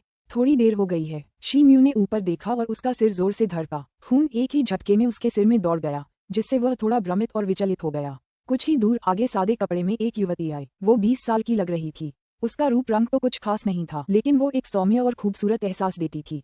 उसे देखकर मन को बहुत सुकून मिलता था। माँ! शिम्यू धीरे से खड़ा हुआ। उसे पुकारते हुए उसकी भावनाएं उमड़ पड़ीं। शिम्यू, क्या हुआ? युवती शिम्यू के पास आई और उसके सिर पर धीरे से हाथ फेरा। शिम्यू को यह एहसास हुआ कि अब उसकी लंबाई उस युवती की छाती जितनी ही रह गई है, तो वह चौंक गया। उसने जल्दी से अपने हाथों की तरफ देखा तो वे छोटे थे, किसी बच्चे के हाथों जैसे। वह जल्दी से पास के तालाब के किनारे गया और अपना अक्स देखने लगा। वह बचपन में लौट गया था। मैं फिर से बच्चा हूँ। यह एक कल्पना है, शिम्यू ने खुद को याद दिलाने के लिए बुदबुदाया। शिम्यू, तुम्हें क्या हुआ है? क्या तुम बीमार हो? उस सौम्य युवती ने झट से शिम्यू को पकड़ लिया और उसके माथे पर हाथ रखकर देखने लगी कि कहीं वह बीमार तो नहीं पड़ गया। शिम्यू के मुंह और नाक दोनों से एक सुकून भरी खुशबू आ रही थी। यह वाकई उसकी माँ की खुशबू थी। वह स्थिर खड़ा रहा और उस युवती की बाहों में कसकर जकड़ा हुआ था। वह इतना संतुष्ट था कि वह यह उम्मीद करने से खुद को नहीं रोक पा रहा था कि यह पल हमेशा के लिए अमर हो जाए। तुम्हें शायद सर्दी लग गई है। अब मेरे साथ घर चलो, मौसम ठंडा हो रहा है। युवती ने आखिरकार राहत की सांस ली जब उसे यकीन हो गया कि शिम्यू को बुखार नहीं है। हालांकि उसने फिर भी जिद की कि अब समय आ गया है कि वे दोनों साथ घर लौट जाएं। शिम्यू थोड़ा शर्मिंदा और उलझन में था, फिर भी वह खुशी खुशी उसके पीछे गांव में चला गया। ज्यादातर गांव वाले रात के खाने की तैयारी में व्यस्त थे। जैसे ही वे दोनों लौटे, गांव वालों ने एक दूसरे का अभिवादन किया। भाई हेयू, दा झूजी, नौवे चाचा। शिम्यू ने इन सभी परिचित चेहरों और आवाजों को देखा और वह खुद को धन्य महसूस करने से नहीं रोक सका। हेयू और दा झूजी दोनों ही बच्चे थे। दूसरी ओर नौवे चाचा एक स्वस्थ युवक थे। इसके बाद वह युवती शिम्यू को छोटे से आंगन में स्थित एक कमरे में ले गई। जैसे ही वे दोनों आंगन में दाखिल हुए, एक मजबूत दिखने वाला आदमी प्रकट हुआ। वान जून, तुम आखिरकार वापस आ गए। बहुत देर हो गई है। इस व्यक्ति का रंग सांवला था और चेहरे की बनावट अच्छी थी। उसकी आंखें उत्साह से भरी थीं। पिता, शिम्यू ने अपने सामने खड़े आदमी को देखा। वह इतना हैरान था कि उसे अपनी आंखों पर यकीन नहीं हो रहा था।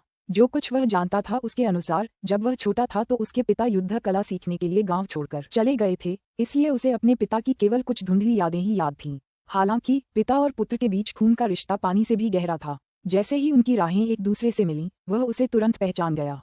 मैं शिम्यू को ढूंढने गया था। वह समुद्र तट पर खेल रहा था। युवती ने अपने सामने खड़े पुरुष को कोमल प्रेम भरी आंखों से देखा। शिम्यू, अंधेरा होने पर तुम्हें बाहर खेलने की इजाजत नहीं है।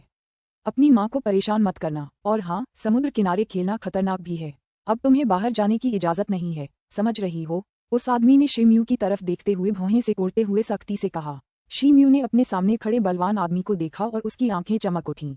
ये बात उसकी याददाश्त से बिल्कुल मेल नहीं खाती थी। जब उसके पिता मछुआरे वाले गांव से जा चुके थे, तब वह 7 या 8 साल का लगता था।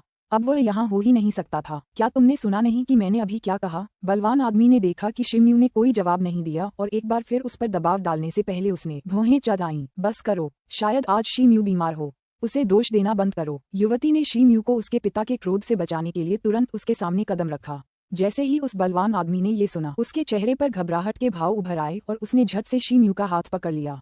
पल भर में उसके शरीर में गर्म हवा घुसने लगी। क्या वह बीमार है? क्या तुम उसे वू के घर ले आए और जांच करवाए? शिम्यू के चेहरे के भाव कुछ देर के लिए बदल गए। उसके पिता सख्त थे, लेकिन उनकी चिंता सच्ची लग रही थी।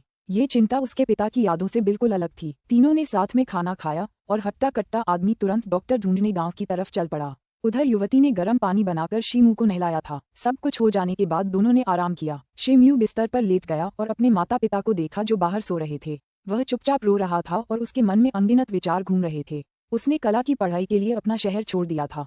सब कुछ उसकी माँ के लिए था। हालांकि उसका सपना हमेशा से एक स्नेही परिवार और माता पिता का प्यार पाने का था।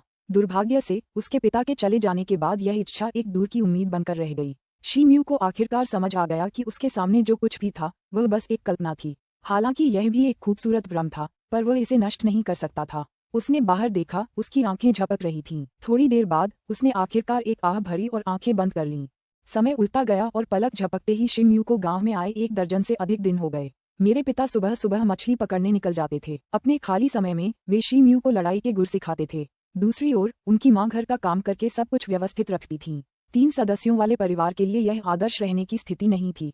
शिम्यू इसमें डूब गए और धीरे धीरे अपने बचपन को अपनाकर इसके हर पल का आनंद लेने लगे। इस खास दिन शिम्यू दरवाजे के सामने बैठा आंगन में कपड़े धो रहा था।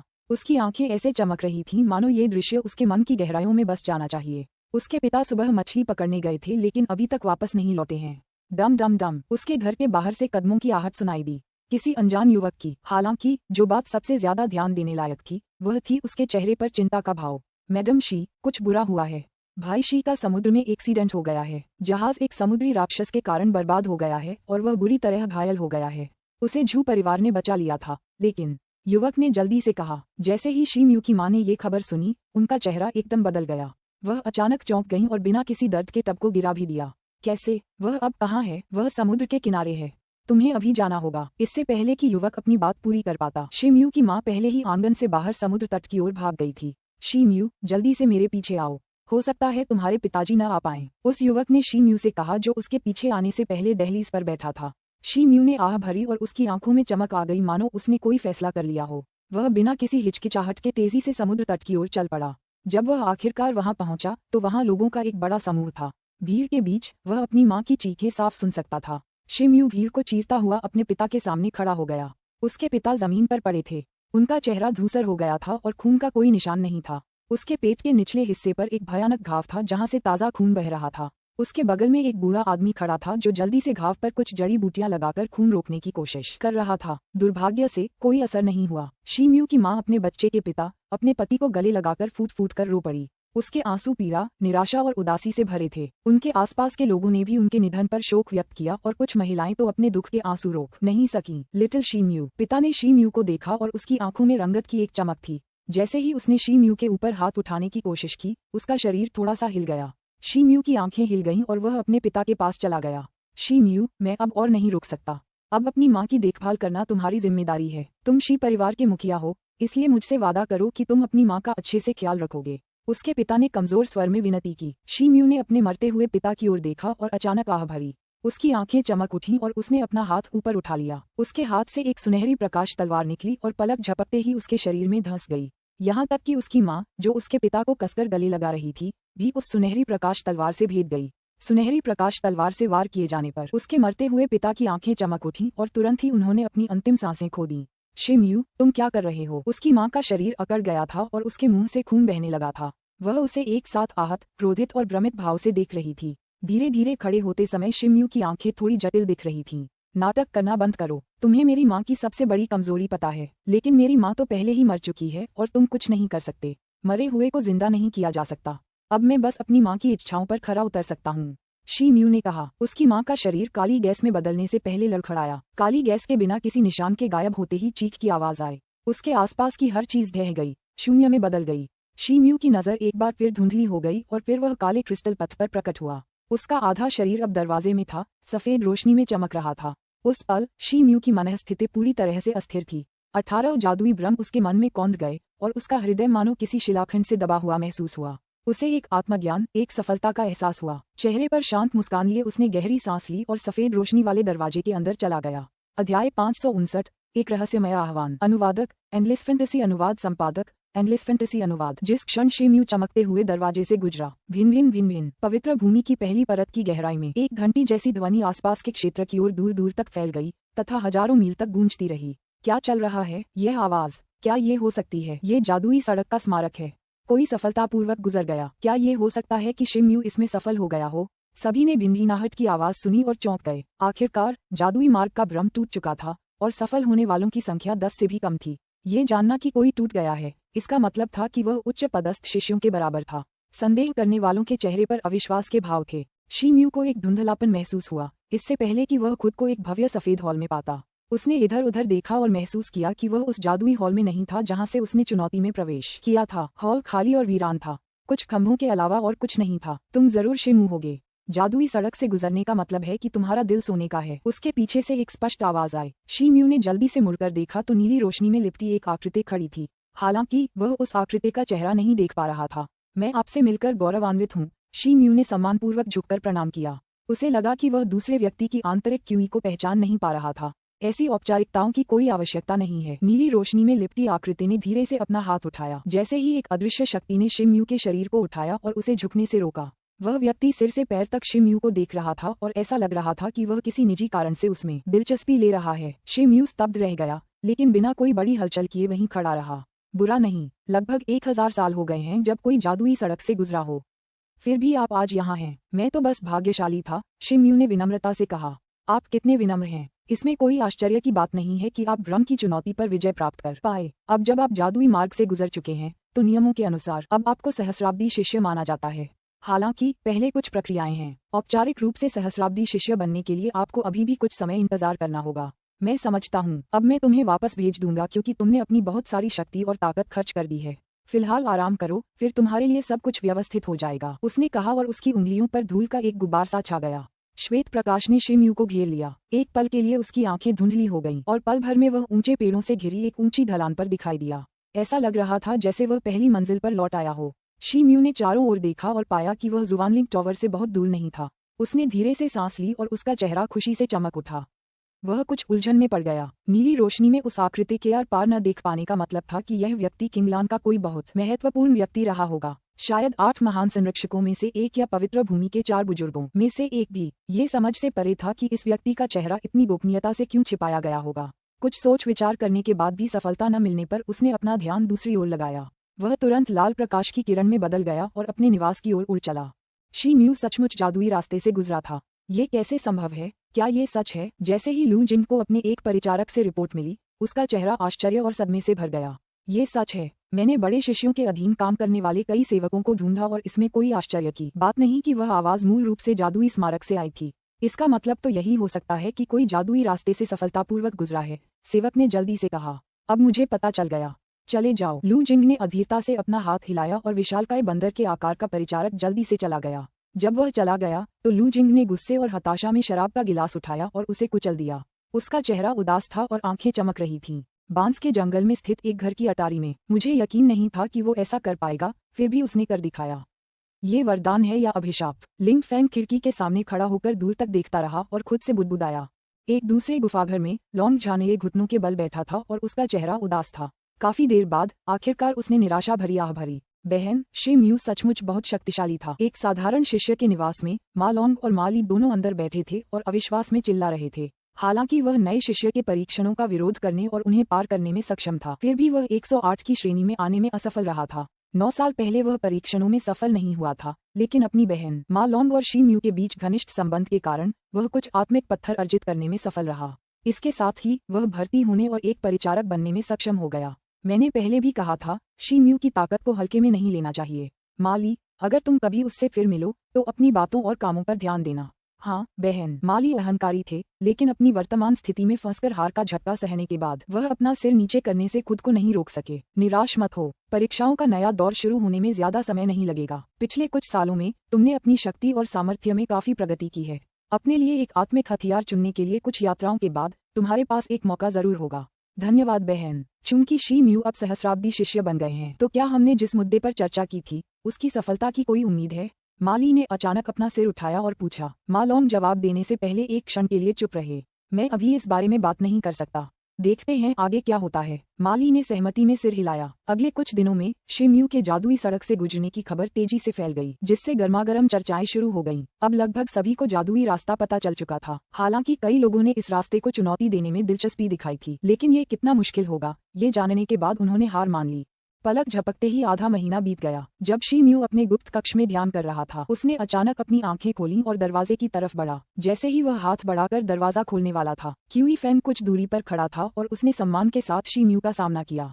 युवा स्वामी, मास्टर लिंग फैंग आपसे मिलने आए हैं। लिंग फैंग, प्लीज उसे लिविंग रूम में ले चलो और अच्छी चाय पिलाओ। मैं 1 मिनट में वहां पहुंच जाऊंगा। बोलते हुए शी म्यू के चेहरे पर हल्की उदासी छा गई। इसकी व्यवस्था हो गई है, क्यूई फैंग ने कहा। बहुत अच्छी बात है, अब तुम आगे बढ़ो, समझा। क्यूई फैंग ने जाने से पहले सिर झुकाया। एक क्षण बाद शी म्यू ने एक नया वस्त्र पहना और बैठक कक्ष में चला गया।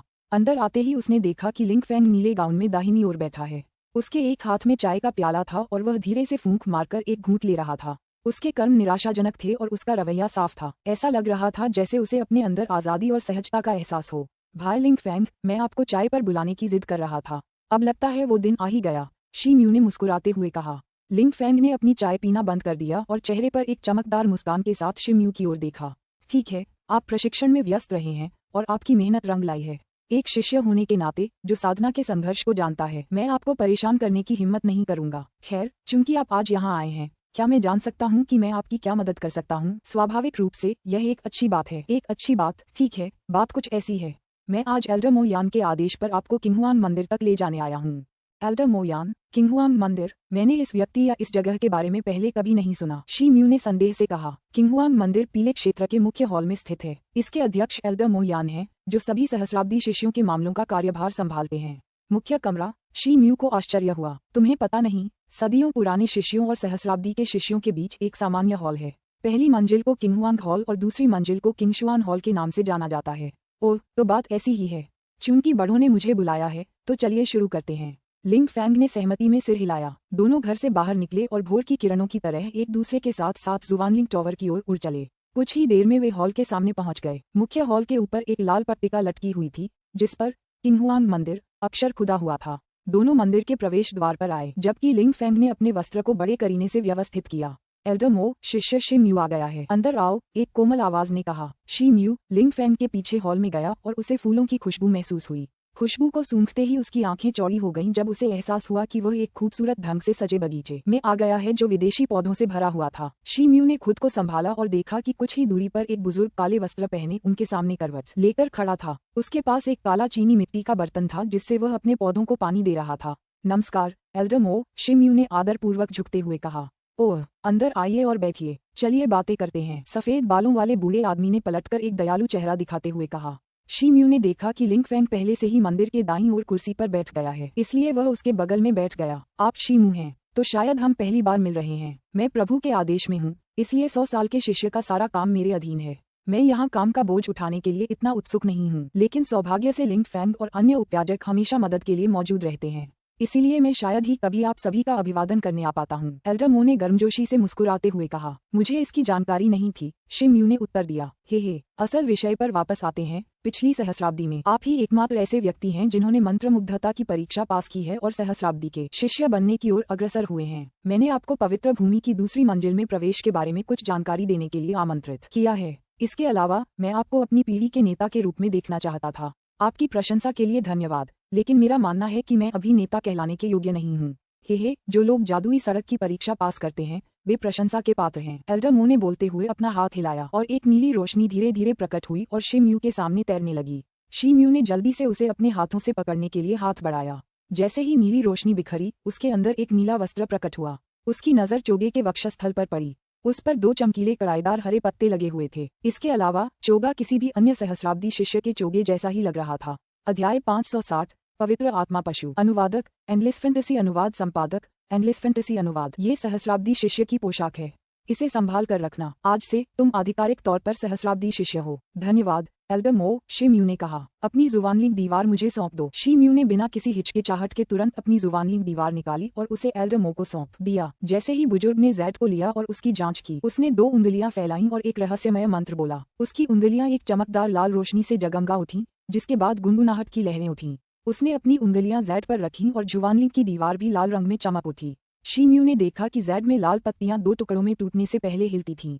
शिराएं साफ थीं और पत्तियां भरी हुई थीं, मानो जीवित हों। एल्डर मो रुके नहीं, उन्होंने अपना एक हाथ जुबानलिंग दीवार पर रखा और पेंटिंग शुरू कर दी। उसकी हरकत सहज थी। थोड़ी देर बाद पेंटिंग पूरी हो गई और उसने अपना दाहिना हाथ वापस खींच लिया। जेड की सतह पर एक गोलाकार 6 नुकीले तारे का पैटर्न उभरा। साथ ही रूनों के वृत्त भी थे। लिंग फैंग के चेहरे पर आश्चर्य का भाव दिखाई दिया। ये है। शे म्यू कुछ उलझन में था। एल्डर मो ने कहा, यह मिलेनियम सील है, पवित्र भूमि की दूसरी मंजिल तक मुफ्त पहुंच के लिए एक वाउचर। शे म्यू ने जुवानलिंग दीवार ली और जेड दीवार पर सहस्राब्दी मुहर की विशेष आभा महसूस की। एक और बात है, चूंकि आप 100 साल से भी कम समय से पीले क्षेत्र में साधना कर रहे हैं, इसलिए आपकी शताब्दी शिष्यता भी बरकरार रखी जा सकती है। इसके अलावा आपके मूल अनुचर आपके साथ रहेंगे, इसलिए आप उन्हें जुवानजी क्षेत्र भी ले जा सकते हैं। उससे पहले आपकी मूल आत्मिक भूमि और निवास को पुनः प्राप्त करना होगा। आपके मार्गदर्शन के लिए धन्यवाद, एल्डर मो। शे म्यू ने उत्तर दिया, तुम्हें मेरा शुक्रिया अदा करने की जरूरत नहीं है। लिंग फैंग, तुम्हारा स्वभाव बहुत ही खराब है। एक युवा शिष्य अब तुमसे आगे निकल गया है, तुम्हें और प्रशिक्षण लेना चाहिए। एल्डर मो ने मुड़कर लिंग फैंग से कहा, एल्डर मो, आपको पता होना चाहिए कि एक शिष्य को हृदय के विकास पर भी ध्यान देना चाहिए। 1 या 2 दशक बाद सहस्राब्दी शिष्यों की रैंकिंग में शामिल होने में भी देर नहीं हुई है। लिंग फैंग ने शांति से कहा, ओह, जैसी आपकी मर्जी। मैं भी उतना ही आलसी हूँ। अगर ऐसा न होता तो मैं भी आपकी जैसी ही स्थिति में होता। ठीक है, तो आपके पास निपटाने के लिए बहुत सी चीजें होंगी। अब आप विदा ले सकते हैं। शी म्यू, एल्डर मो ने हाथ हिलाते हुए कहा। ठीक है, अब हम विदा लेते हैं। दोनों खड़े हुए और एक साथ बोले। टॉवर से निकलकर और विदाई लेने के बाद उनमें से प्रत्येक प्रकाश की किरण में बदल गया और अपने अपने निवास की ओर उड़ गया। जब शी म्यू वापस लौटा तो उसने देखा कि क्यूई फैंग नाराज था। वह दरवाजे से बाहर चला गया और बाहर निकलते समय उसे लगभग धक्का लग गया। मेरे पाप के लिए मुझे माफ कर दो। क्यूई फैंग ने ऊपर देखा और जल्दी से शी म्यू से कहा, कोई बात नहीं, तुम इधर उधर घूम रहे हो। तुम्हारे दिमाग में क्या चल रहा है? युवा स्वामी, अब जब आपने जादुई मार्ग की परीक्षा पास कर ली है तो मुझे डर है कि आपको यहाँ से निकलकर पवित्र भूमि की दूसरी मंजिल पर जाना होगा। मैं दूसरों को सूचित करूंगा कि वे तुरंत आत्मा भूमि से सभी जड़ी बूटियां इकट्ठा कर लें। उसके बाद उन्हें बाजार में बेच दिया जाएगा और मैं उन्हें आपके सामने पेश करने से पहले निवास के वित्तीय मामलों को जल्द से जल्द सुलझा लूंगा। क्यूई फैंग ने कुछ उदास चेहरे के साथ जल्दी में कहा। शी म्यू ने उसकी आंखों में देखा और कुछ देर सोचा, फिर आखिरकार उसे सब समझ आ गया। उसे लगा कि ज्यादातर लोग इस बात को लेकर चिंतित थे कि शी म्यू के जाने के बाद उनका क्या होगा। ठीक है, तुमने अच्छा काम किया है। हालांकि पैसे कमाने के बाद तुम्हें सभी नौकरों के लिए एक पुस्तिका फिर से बनानी होगी ताकि वे जुवानजी क्षेत्र में जा सकें। तुम्हें एक भी नौकर नहीं छोड़ना चाहिए, शी म्यू ने कहा। युवा गुरु, क्या आप कह रहे हैं? क्या आप कह रहे हैं कि मुझे और अन्य लोगों को पवित्र भूमि की दूसरी मंजिल तक आपके पीछे आने की अनुमति होगी? क्यूई फैंग का गोल मटोल शरीर थोड़ा कांप उठा जब उसने पूछा। पहले आगे बढ़ो और इस मामले को निपटाओ। जुवानजी क्षेत्र में अभी भी तुम्हारे लिए कई काम बाकी हैं, शी म्यू ने मुस्कुराते हुए कहा। हाँ, क्यूई फैंग ने राहत की सांस ली और तेजी से बाहर चला गया। 2 दिन बाद निवास के आंतरिक हॉल में क्यूई फैंग ने पुस्तकों के कुछ ढेर पकड़े और सम्मानजनक तरीके से खड़े हो गए। मैं निवास के चालू खाते की जांच नहीं करूंगा। आपने पिछले कुछ सालों में अच्छा काम किया है। बेहतरीन आवास में आप इसे अच्छी तरह से संभाल सकते हैं। कल मैं आप सभी को अपने साथ पवित्र भूमि की दूसरी मंजिल पर ले जाऊंगा, शी म्यू ने कहा। समझ गया, युवा गुरु, क्यूई फैंग और अन्य लोगों ने एक साथ उत्तर दिया। तभी एक नौकर हॉल में आया। नमस्कार युवा गुरु। युवा गुरु मा लॉन्ग आपसे मिलने आए हैं। मा लॉन्ग, उसे अंदर आने दो। थोड़ी ही देर में शी म्यू ने मा लॉन्ग को एक ज्वलंत लाल वस्त्र में माली के साथ चलते हुए देखा। बड़े भाई शे म्यू, मा लॉन्ग और उसके भाई ने सम्मानपूर्वक अभिवादन किया। चलो बैठकर बातें करते हैं। शे म्यू ने उन दोनों को बैठक कक्ष में बुलाया। भाई शे म्यू, कई कहाँ है? इससे पहले कि शी म्यू कुछ बोल पाता, बाहर से आंगन से चिल्लाने की आवाजें आने लगीं। तुममें से कौन मुझे ढूंढ रहा है? कई अपनी आवाज की तरह ही तेजी से आया। वह शी म्यू के कंधे पर बैठ गया और जाहिर है उसने खूब मजा किया। कई, यह मैं था। माली हंसा। क्या हम एक दूसरे को जानते भी हैं? मुझे युवा स्वामी कहो, मोटे तोते ने बिना किसी हिचकिचाहट के कहा, अपनी बात पर जरा भी ध्यान दिए बिना। माली के चेहरे की मुस्कान तुरंत गायब हो गई और उन्होंने अपनी शर्मिंदगी छिपाने के लिए हल्की खांसी निकाली। कई, मेरे भाई को इस तरह मत तंग करो। मालोंग ने जल्दी से माहौल को बदलने की कोशिश की ताकि सबके बीच चीजें कम अजीब हो जाएं। ठीक है, चूंकि बहन मालोंग ने ऐसा कहा है तो मैं इतना परेशान नहीं होऊंगी, कई ने उत्तर दिया, जिसका स्पष्ट रूप से अपने भाई की तुलना में मालोंग के प्रति बेहतर रवैया था। उसके बाद कई ने मालोंग के कंधों पर अपने पंख फड़फड़ाए और उसकी सुंदरता की प्रशंसा की। साथ ही उसकी भंडारण अंगूठी में से कुछ स्पिरिट स्टोन को नाश्ते के रूप में लेने की कोशिश की। मालोंग उकड़ू बैठ गईं और मुस्कुराईं। कलाई घुमाते ही उनकी हथेली में ढेर सारे स्पिरिट स्टोन उभर आए, जिन्हें उन्होंने कई के मुंह तक पहुंचा दिया। कई की आंखों की रोशनी तुरंत चमक उठी जब वह मालोंग द्वारा दिए गए स्पिरिट स्टोन को चबाने के लिए झुका। शे म्यू ने कई के गुणों को देखा और यह भी नहीं जान पाया कि क्या कहे। कई, तुम कहाँ थे? की मैं स्पिरिट फाउंटेन पर गया था। हम जा रहे हैं, लेकिन थोड़ा सा अग्नि तत्व बचा है, मैं इसे बर्बाद नहीं होने दे सकता, कई ने स्पिरिट स्टोन चबाते हुए कहा। उसका जवाब अस्पष्ट हो सकता है, लेकिन स्पष्ट और सीधा था। मुझे यह मत बताइए कि आप अपने लिए अग्निसार इकट्ठा करने के लिए कुछ परिचारकों को बुलाते हैं। ओह हाँ, एक जाल पर्याप्त था और कोई भी बचा नहीं था। कई ने आत्मा के पत्थरों को निगल लिया और गर्व से कहा। तो फिर अग्नि तत्व के बारे में क्या? जैसे ही उसने प्रश्न पूछा, उसे पहले से ही पता था कि उत्तर क्या होगा। अब ये सब मेरे पेट में है। कई ने अपने पंख फड़फड़ाए और अपने गोल पेट को थपथपाया। शिम्यू ने सुना और वह अपनी हंसी रोक नहीं सका। ये देखकर माँ भाई बहन भी अपनी हंसी नहीं रोक सके। ठीक है, तुम्हारा यहाँ आना जरूर कोई जरूरी काम रहा होगा। फिर क्या बात है? शिम्यू ने मालॉन की तरफ देखा और पूछा। याद है कि 10 साल की चैंपियनशिप के अंत में भाई शिम्यू ने वादा किया था कि अगर मुझे कभी किसी मदद की जरूरत होगी तो मैं आपके पास आ सकता हूँ। मालॉन ने कहा। मैंने तो यही कहा था। क्या हुआ? तुम्हें मुझसे क्या मदद चाहिए? मालॉन ने तुरंत कोई जवाब नहीं दिया। काफी देर बाद आखिरकार उसने गहरी सांस ली और खुद को शांत किया। मैं भाई शिम्यू से कई को खरीदने की इजाजत मांगना चाहता हूँ। हम पैसे देने को तैयार हैं, चाहे कितनी भी कीमत चुकानी पड़े। कई कोई ऐसी चीज नहीं है जिसे मैं तुम्हें खरीदने दूं। मुझे डर है कि मैं तुम्हें ऐसा करने नहीं दूंगा, शिम्यू ने कुछ अप्रिय स्वर में कहा। कई भी चौंक गया और उसने अपने पंख तेजी से हिलाए और सीधे शिम्यू के कंधे पर जा गिरा।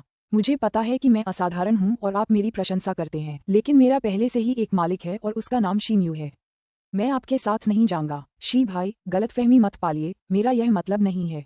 ठीक है, मैं आपको कुछ दिखाता हूँ, मालॉन ने जल्दी से कहा, ये देखकर कि शिम्यू कितना परेशान था। उतनी ही तेजी से मालॉन ने अपनी भंडारण अंगूठी से एक हथेली के आकार का लाल पत्थर निकाला और उसे करीब से देखने के लिए शिम्यू को दे दिया। यह क्या है?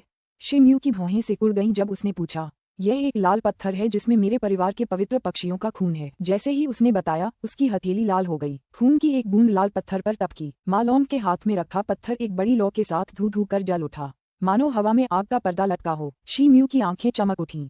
लाल आग के पर्दे के भीतर एक विशाल पक्षी की परछाई थी और आकाश में एक तेज चहचहाहट सुनाई दे रही थी। उसने जल्दी से कई की ओर देखा जो उसके कंधे पर बैठी थी। इस दृष्टिकोण से उसने पाया कि ज्वाला में पक्षी का भूत कई से बहुत मिलता जुलता था। हालांकि वह कई से 1 दर्जन गुना बड़ा था। ब्रह्म द्वारा प्रदर्शित गति कई के लिए पूरी तरह से अतुलनीय थी। ये है, शिम्यू ने धीरे से कहा। यह वह पवित्र कविता है जो पीढ़ियों से मेरे परिवार में प्रतिष्ठित है। कई संभवतः मेरे परिवार के पवित्र पक्षी का वंशज है। शिम्यू अविश्वास से छाया और कई के बीच इधर उधर देखने लगा। उसे यकीन नहीं हो रहा था कि उसका इस पवित्र पक्षी से कोई रिश्ता हो सकता है। उसने अचानक देखा कि आमतौर पर अति सक्रिय रहने वाला कई उसके कंधे पर स्थिर बैठा था और लौ में पक्षी की छाया पर ध्यान केंद्रित कर रहा था।